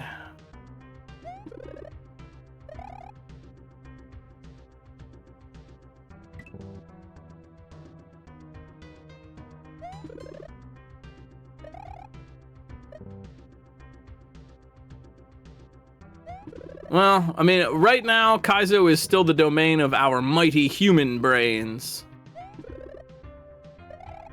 Humans, humans, humans. That's our team. We're Team Human. Oh my gosh, you fail me with a shot at it. They're in there. You fail me and Louis right behind, but you fail me getting out first. Holy cow, now what? Oh my word. Now what are we gonna do? Huh, jeez.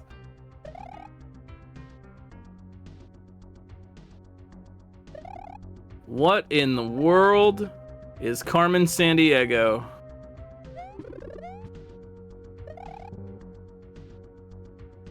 Oh, whoa. Wow, okay. So we got a lot of places the block snake can't move. And we gotta figure out how to get it to move.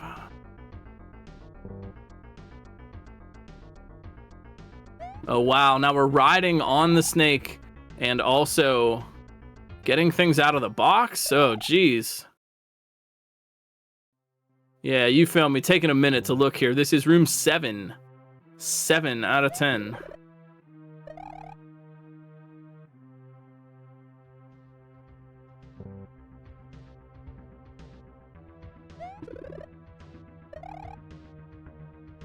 Can we give it up in chat for IkeSMB, a really good racer, good Kaizo player, and really showing us what they've got in the level design shops with this level. Definitely check them out.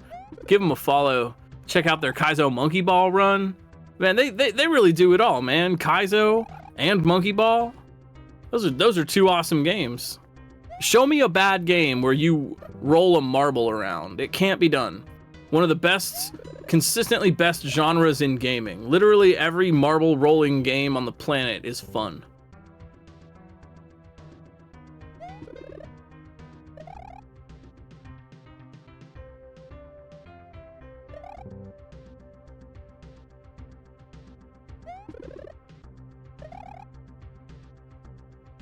Marble Madness 2 was kind of a letdown. Well, at least it didn't come out.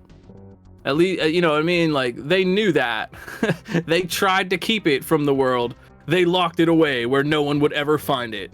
But then speedrunners dug it up again and brought it out into the light. I don't know. I enjoyed Ellipsis and Yelzrik's race of it at the last GDQ.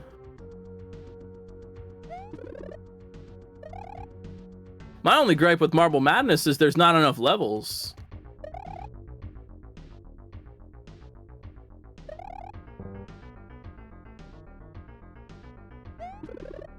There's only like 5 levels in the whole game.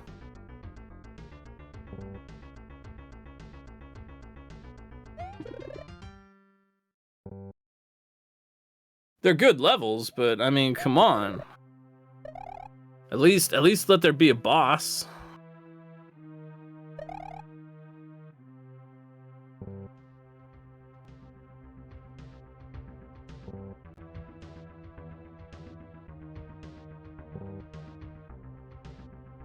Oh, yo, ROM Hack Race crew at PAX. That's awesome.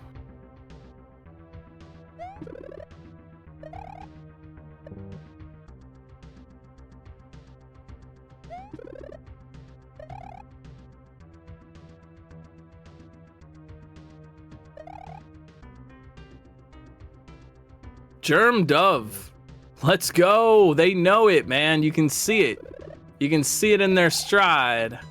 They definitely know what they want here, but are they gonna get out?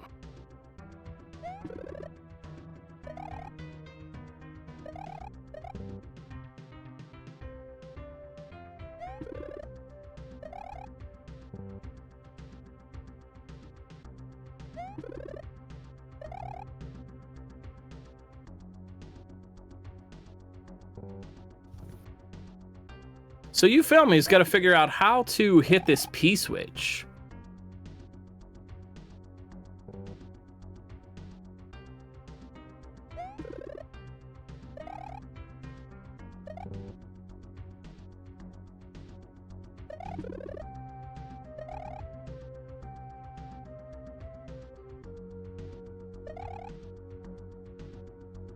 Yo, B2, thank you for the 42 months. Thank you for playing with us. Thank you for being a part of it all. I hope you're doing well. Great race. Thank you. Thank you. There are no bad players here. I want my one thing is for everybody. Please be kind to yourselves with a tough level like this. Louis, so close. Please be kind. Give yourselves a break. It's Saturday. You've earned it. I know you have. I know. I've been omnipotently watching, and I know that you deserve a break. You deserve to be kind to yourself. You deserve kindness. Everybody is trying their best. This is a really tough one tonight, so just be cool, be kind. I know you will. Louis about to get out of here, though. You fail me. Working on the room right ahead, but Louis not too far behind.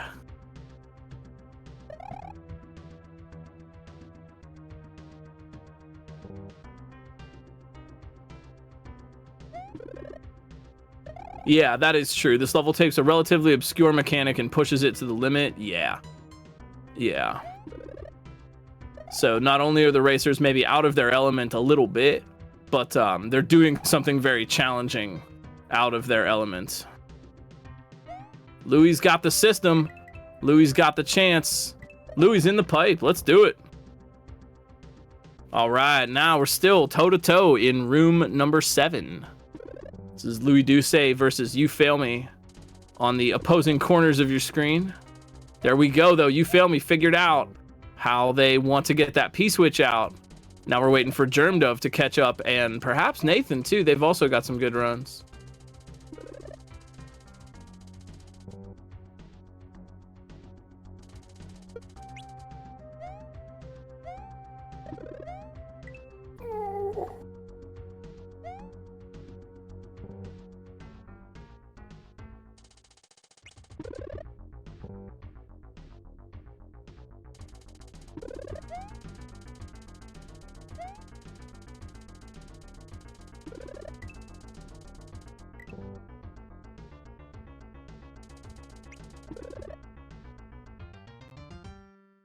That is true. This is a bunch of intense auto scrollers. Really great creativity here. I was really interested to see what Ike would make for us. And this is really just blowing it out of the water. Oh no, Germ Dove, they were right there. So it's Louis. Yeah, Louis and You Fail Me though. Oh, wow. Nice drop there, Louis.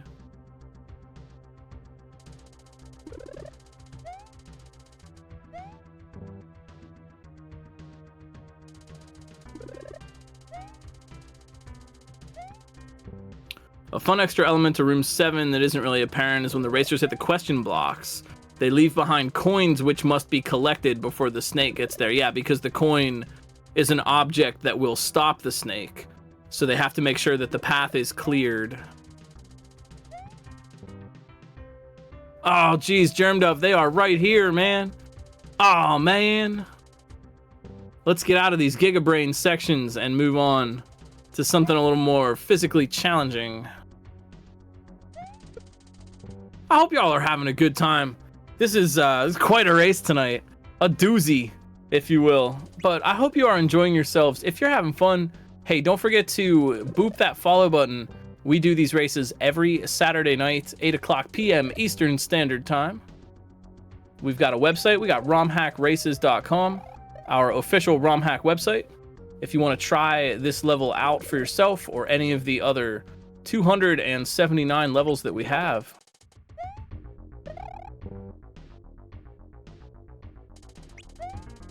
This one it's definitely on the top side of difficulty. This is kind of about as tough as they get for RomHack races. We've had things that are slightly harder, but it gets a little pedantic. Things can be harder for different reasons. You know what I mean? This level is hard because of particular things about it, whereas another difficult level would be tough because of tough item abuse, combos, or something like that. So, or tech knowledge that needs to come into play. This one, I think, is an interesting mechanical challenge in particular. It's really tricky to just get these inputs correct, as opposed to needing a lot of tech knowledge or figuring out, for example, some cryptic situations or something. There's not a whole lot of figuring out to do here, but more of just figuring out how to get your inputs to work.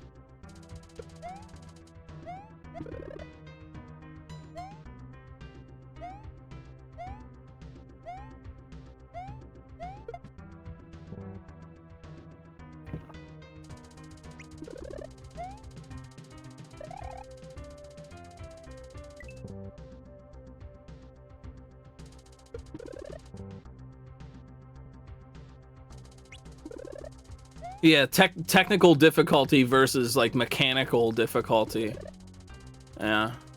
And that's why, you know, it gets a little bit tough sometimes to what level is harder than what level. Like, I don't know, you know what I mean? Is X level as hard as Y level?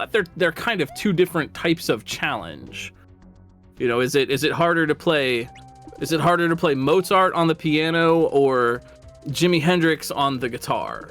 You know, it's like, wow, depends. You know, if you're already good at piano, then you'll have an answer for that.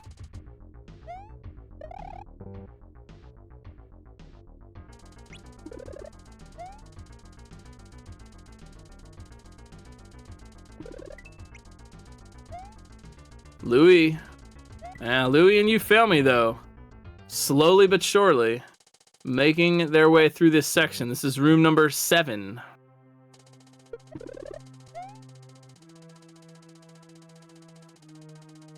I will say this is pretty long. You know, we're pretty deep into the race at this point. We don't have a clear yet. This is kind of long for a clear. Certainly. I mean, some races are over in 20 minutes. Bam, you're out of there. But this one's taking some time.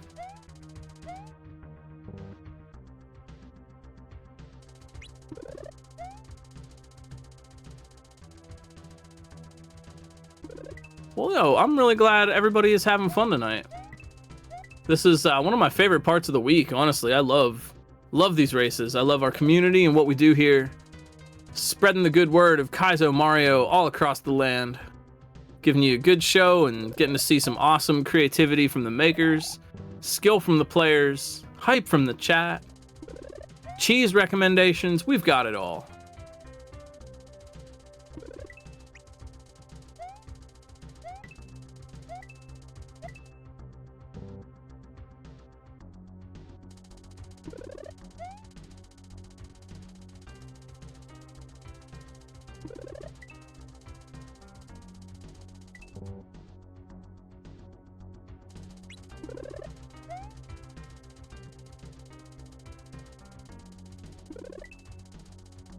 Say, if anybody has any questions, if you got here late or whatever, you just let us know.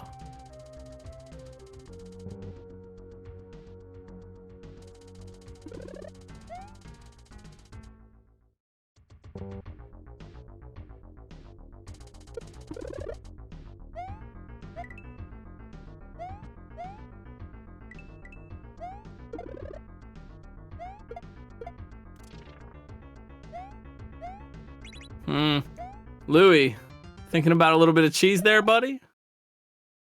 What are you doing, Louis? What are you trying here? Yes, absolutely. They are in room 7 out of 10.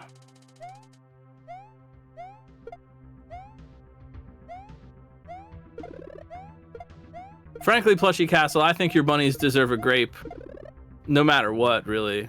If I had to be the judge of whether or not the bunnies get a grape, I would say, yeah, they definitely do.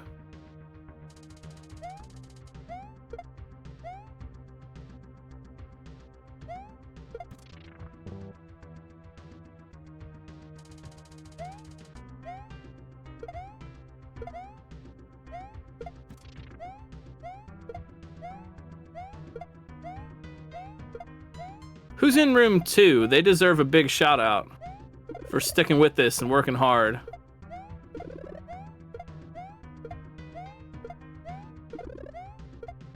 Ah, the bunny heard me. Ah, they're so smart. Okay, now they also deserve a pat on the head.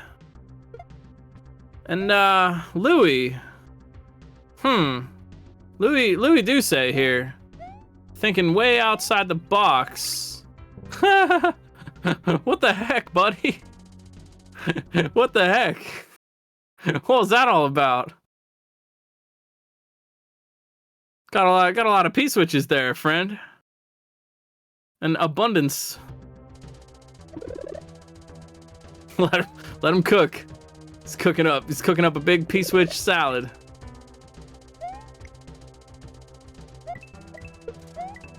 Yes, chef.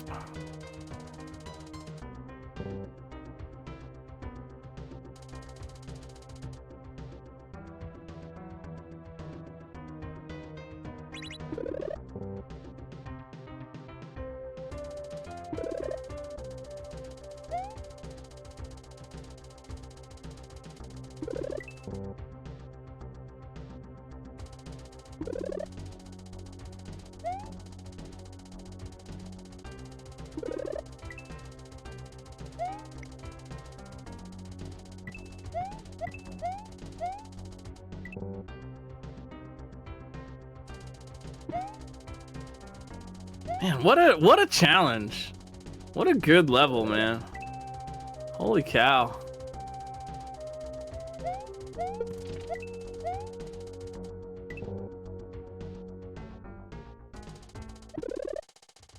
Everybody's gonna be a pro at block snakes after this one.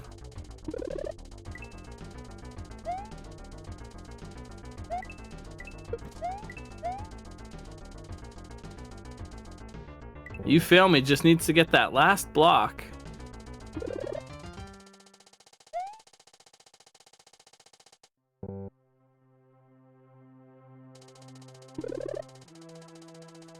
Germ Dove, again, yo, in the lower left, Germ Dove. Oh my word, come on, buddy. I believe in you. They are also, like, right there, man.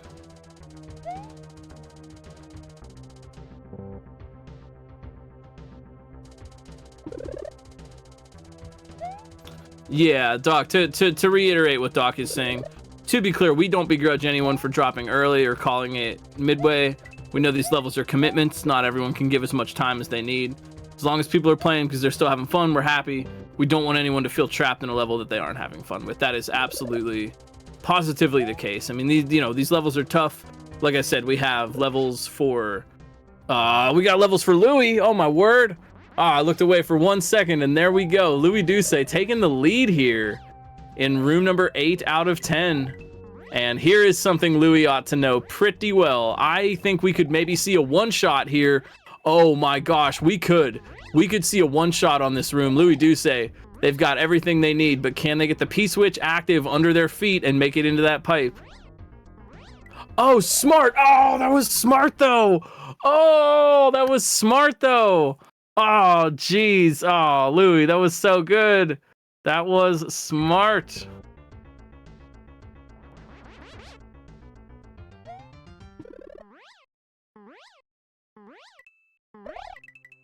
Well, I'll say it's kind of up to the restreamer what we want to do, and I'm gonna let Doc call the shot on that one. We could, and it would be fine by me if we take this into a little bit of overtime. We schedule 2 hours for the broadcast. You know, everyone here is kind of doing this on a volunteer basis, so we've got, you know, things that we got to do. But I'm cool, and I will leave that up to Doc if they want to. But the racers can certainly play just as long as they want. Me, I'm good. We can keep it going here.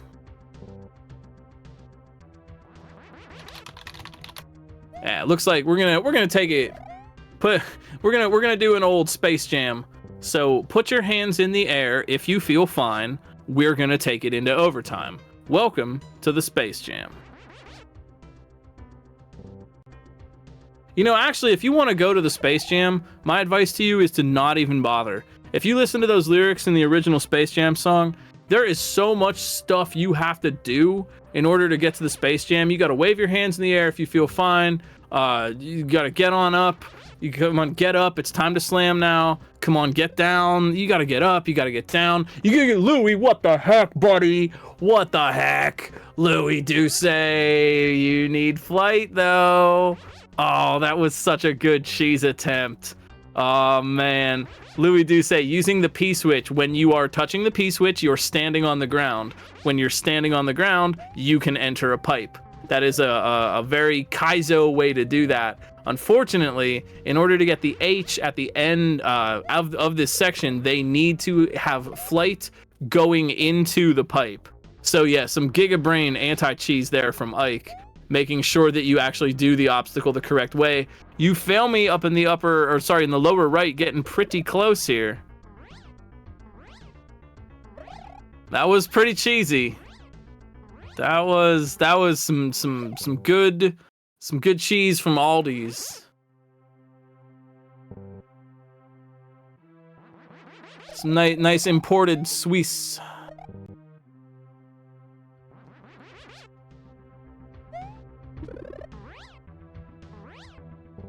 I think that's been the case for most of this level. Collecting the front coin doesn't actually stop the snake. That is not a vanilla mechanic, as far as I remember. No clears yet, but we got Louis Duce on room number 8. You fail me on room number 7. Pardon me. And we got 10 rooms total.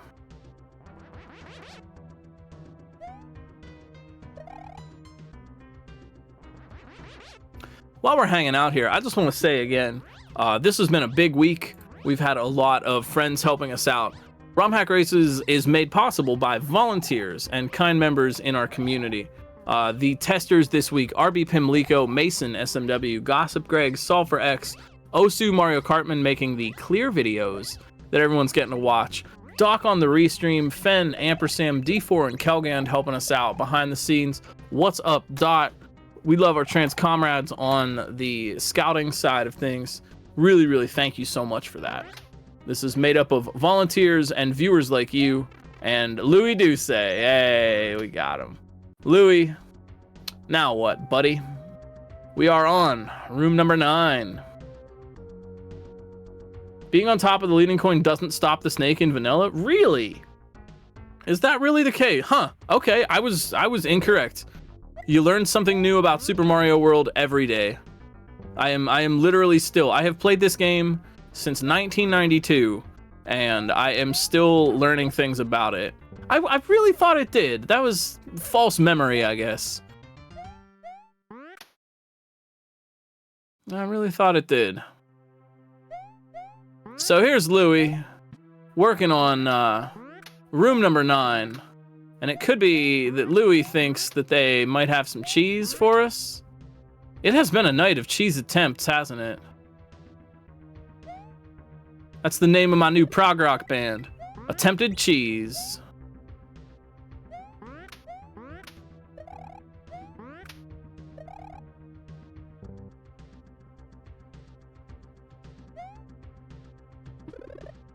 Cogita cheese? See, I'm much more inclined to trust a cheese that I can't pronounce the name of it. The more unpronounceable the name, the better I'm assuming the cheese is. You know, like, hey, would you like some Swiss cheese? Some American cheese? Like, no, I would not. Would you like some Hauffensteiner Folkenschreiber? Like, yes, I would. That sounds delicious. Oh, Louis, what the what? What a strat! What a strat! Louis Duce, what a freaking strat! No way! That was so good! Holy cow! Oh man, that was a good strat! Louis Duce, oh my word! Instead of no, what are you doing, dude? You got it! What are you doing? Oh my word, that was great though! Instead of making the Chuck jump repeatedly, instead, they made a little ladder and then bopped the Chuck so it would run and jump up the ladder like we've seen previously. Oh, that was so good, though. Oh, why didn't they just go in the... I don't even understand. Yeah, why didn't they just go for the pipe? I don't even know. I don't even know, man. Meanwhile, you fail me here in the lower right. They are so close. Oh my gosh, this could be it. You fail me. You fail me. No! I'm not sure. I don't know. I don't know why they didn't get in the pipe. I don't know. Huh. Odd. Yeah, what are they trying to do? I think Louis is entitled to a little bit of cheese as a treat, as we all are. Bunnies are entitled to grapes. Cats are entitled to salmon, Schema is entitled to tuna, and we're entitled to cheese as a treat. Freaking Louis doing it the right way. I can't even.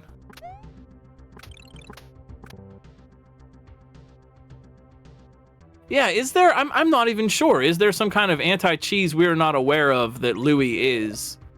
I don't even know.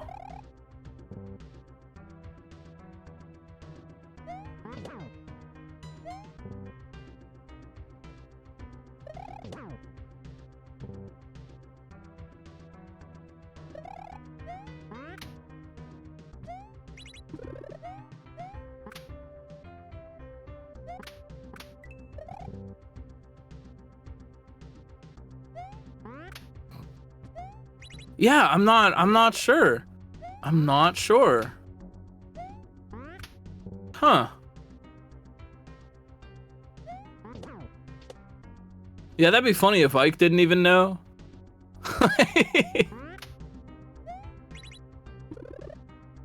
Maybe? Did the Chuck get stuck in the pipe? In that case, you'd think Louie would try to kill the Chuck. You know what I mean? Like, if the Chuck is stuck there, my thought would be, well, at least try to kill it. Maybe you can. I don't know, man. Maybe Louie just knows something we don't. Louie's a gamer. Gamer's gonna game. Oh, let's go! You fail me, gaming their way into the Cape section. Room number 8 out of 10. Louie on room number 9. Nathan and Germdove not too far behind on the 5th and probably most difficult room.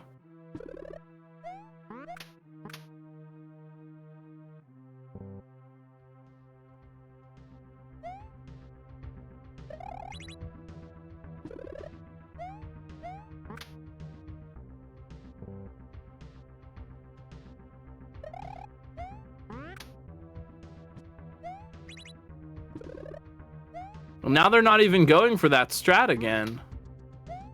Yeah, they're not even trying for that strat again. Huh. Here's Germdove in the lower left. Oh my gosh, they got it! Yes, Germdove, let's go! Well played. Yo, we've got a race now. Well, we had a race, but now we have more of a race. Nice job, Germdove. Way to play.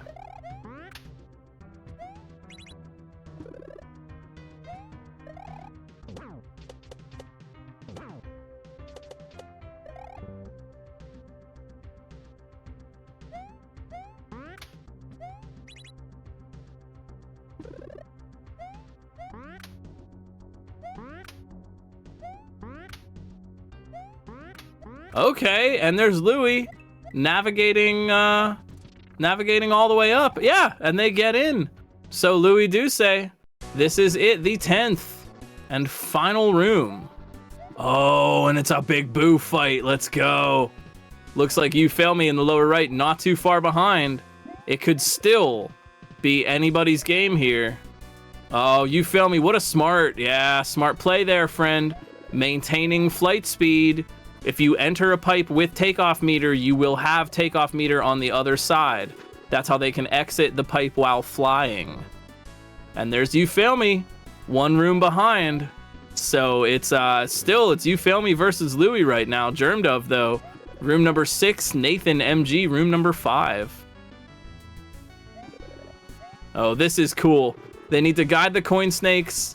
So on Louie's end here, we got the big boo fight. And it looks like they're going to have to guide these coin snakes up to the top in order to drop the shell down and contact Big Boo with the shell. 3 hits to win. You know how Big Boo fights work. Yeah, definitely a good arc on the difficulty curve, which is something I actually I like and support, and I think that's a good and interesting way to do your difficulty, is to put the really challenging stuff in the middle. I don't necessarily, I mean, everybody does it their own way, obviously. Do your vision, but I think there's really something to be said for levels and hacks in general, where the difficulty curve is kind of a bell-shaped arc instead of just a never-ending incline. You know, it can be kind of psychologically difficult when every new thing is tougher than the thing that came before it. It makes you a little bit exhausted. You just feel like, why? You know? But instead, if you make your difficulty in the middle and you have some easier stuff towards the end, then the player kind of feels empowered as they're beating it. You know, they don't just crash into the ending all exhausted and just worn out. Instead, they feel motivated and ready to take on the challenge. If You Fail Me can get out of this Chuck room in time, they are going to be able to put the pressure on Louie in the final area. So again, it is still, after 2 hours, we are still down to the wire here. Louie's got 1 shell down. Now once that shell has fallen, as long as the Big Boo touches it, it will hurt the Boo. It doesn't have to fall onto the Big Boo, it just has to be there. Yo, Endless is with the H on room 3. Let's go. Good stuff, good stuff. Strong plays, man. Strong. You really are. Every week on ROM Hack Races, you really are seeing some of the best Super Mario Kaizo players on this little blue-green planet Earth. These are very skilled players playing against other very skilled players. Nathan MG in the upper right, looking pretty sharp here in this 5th room.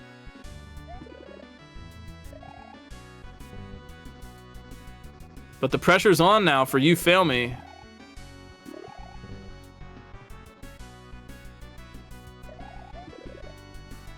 And yeah, that is definitely something to mention. You know, we have these races every week. They're open to anyone that wants to give it a try. Although sometimes, you know, it gets pretty tough. But next week, not going to be as rough. And we've got, the return, as Doc says, the return of a ROM Hack Race legend, Icy Fruit, will be our maker next week. And they really have made some great stuff in the past. So, can only get better from here. Nathan, though, man, looking sharp on this 5th room. But Louis, oh gosh. Yep, there's 2 hits on the boo. So, pressure's on now.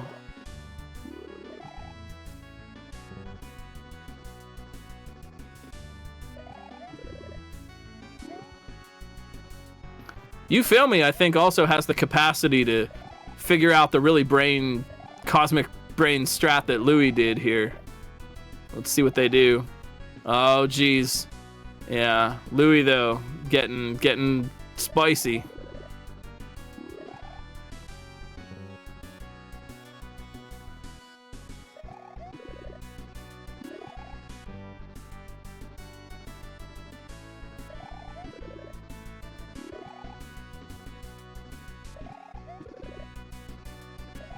Yeah, Louis doesn't have to wait. They don't have to wait for one hit to happen. Basically, it's in Louis' best interest to pop these shells out as soon as possible. All they have to do is guide all 3 of these snakes up to the top, get all 3 shells to drop, and then basically just hang out. So that's kind of their idea right now, I'm pretty sure. Yep, Louis got 1, 2 snakes, 3 snakes. Okay, Louis in the upper left, they've got 3 shells dropped. They don't have to move any more snakes, and now all they have to do is just hang out and not die. Waiting for that final hit on the big boo, and there it is. And we are good. Louis Duce, the winner tonight. Course clear. Let's go. Put some hype up in chat. That was an incredibly great performance on a really, really fine level. Louis Duce for the win. Now here's the thing. There's a lot of fine Kaizo players. There are a lot of really good makers and players in our community. And my recommendation for you, if you'd like a little bit more Kaizo in your life, go and follow Louis. Go and follow the racers. If you've seen someone here that's impressed you with their skills, go and give them a follow. Tell them GG in their chats. Maybe even heck, sub. Grab some emotes. Help out your favorite Kaizo streamers. I know they would all really appreciate that. There is no shortage of talent in our community, and it is really cool to see that every week. Whew, what a big one. What a big level tonight. Lots of folks still working hard. Sokoban Solver. That's a name I haven't heard in a bit. Oh, You Fail Me. Oh, You Fail Me. Hey, whoa. You Fail Me up in the lower right. Oh, geez, they need the chuck to break that. They're pausing to think about it. They need the chuck to break the block. You Fail Me, watch out. Oh, come on, Chuck. Be a pal here. Help us out. Chuck, what are you doing? Chuck. Yes, all right, You Fail Me. Hop, skip, and a jump away, and they are in there too.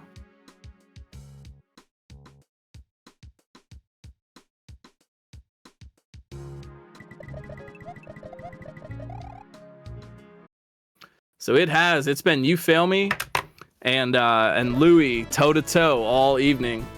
And here's You Fail Me getting into the boss fight.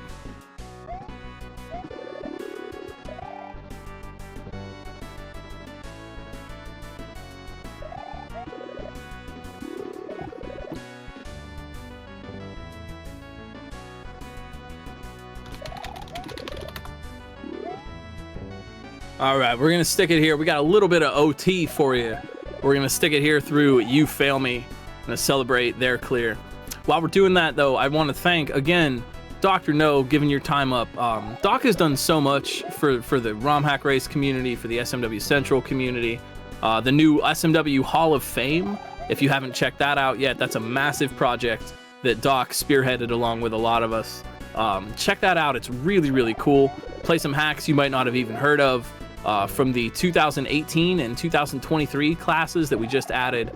Doc does just absolutely so much for us, so thank you so much, Doc, for running the restream tonight and for just being such a help and such a kind individual. We really, man, just couldn't do it without you. Also, shout outs as well to the Scouts hanging out tonight. We got Doc, of course. Of course.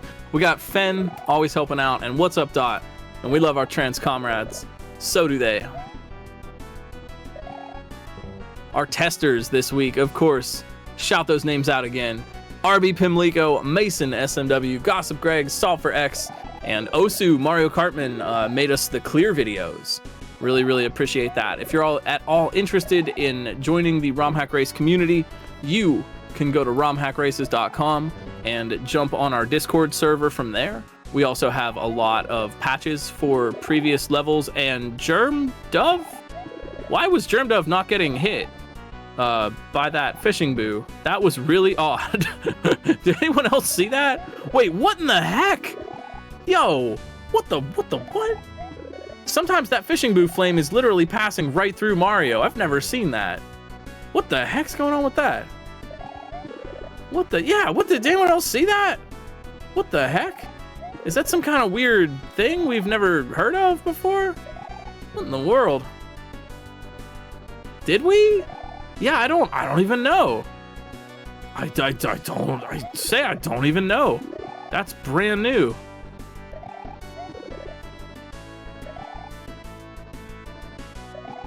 Huh. That's really strange. Maybe the presence of the coin snake. Maybe somehow the presence of the coin snake messes with Fishing Boo's fish detection. Fish sandwich boo.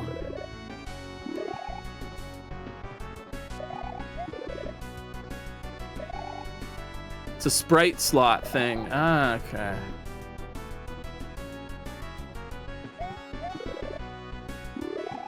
Oh, is it a sprite slot thing?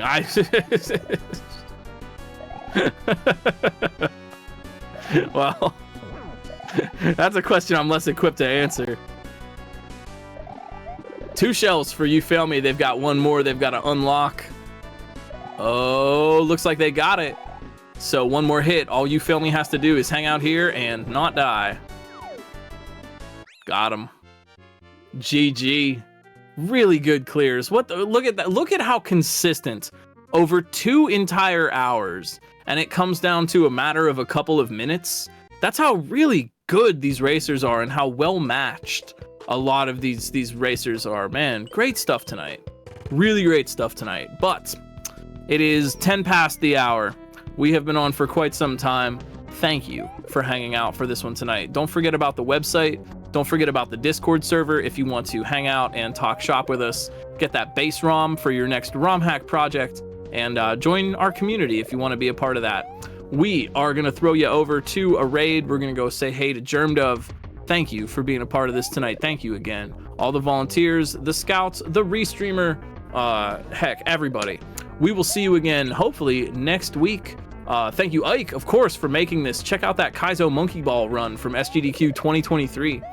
And I hope we will see you next week for another ROM hack race from Icy Fruit, or maybe just around the Super Mario Kaizo community.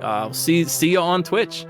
For my community, I will see you all tomorrow. I have had a very nostalgic weekend. I saw the very first moment I ever played Super Nintendo on some family home videos I've been digitizing. So until tomorrow, catch you then. Keep playing Kaizo, and don't forget, you matter. Your thoughts matter, your heart matters, your feelings matter. You matter to other people in your lives. You matter to me as human beings. You matter to the internet's #1 longboy furret. And the people that matter to you in your lives would love to hear from you about that. We know Black Lives Matter, LGBTQIA+ lives matter, Indigenous lives matter, disabled and autistic lives matter, and you. Catch you next time. Thank you so much for being a part of this. It is truly, truly, truly an honor to do this, and I really hope you had fun. Keep playing Mario, keep hacking, keep working hard, keep your head up. You can do it. And we'll see you tomorrow. Peace.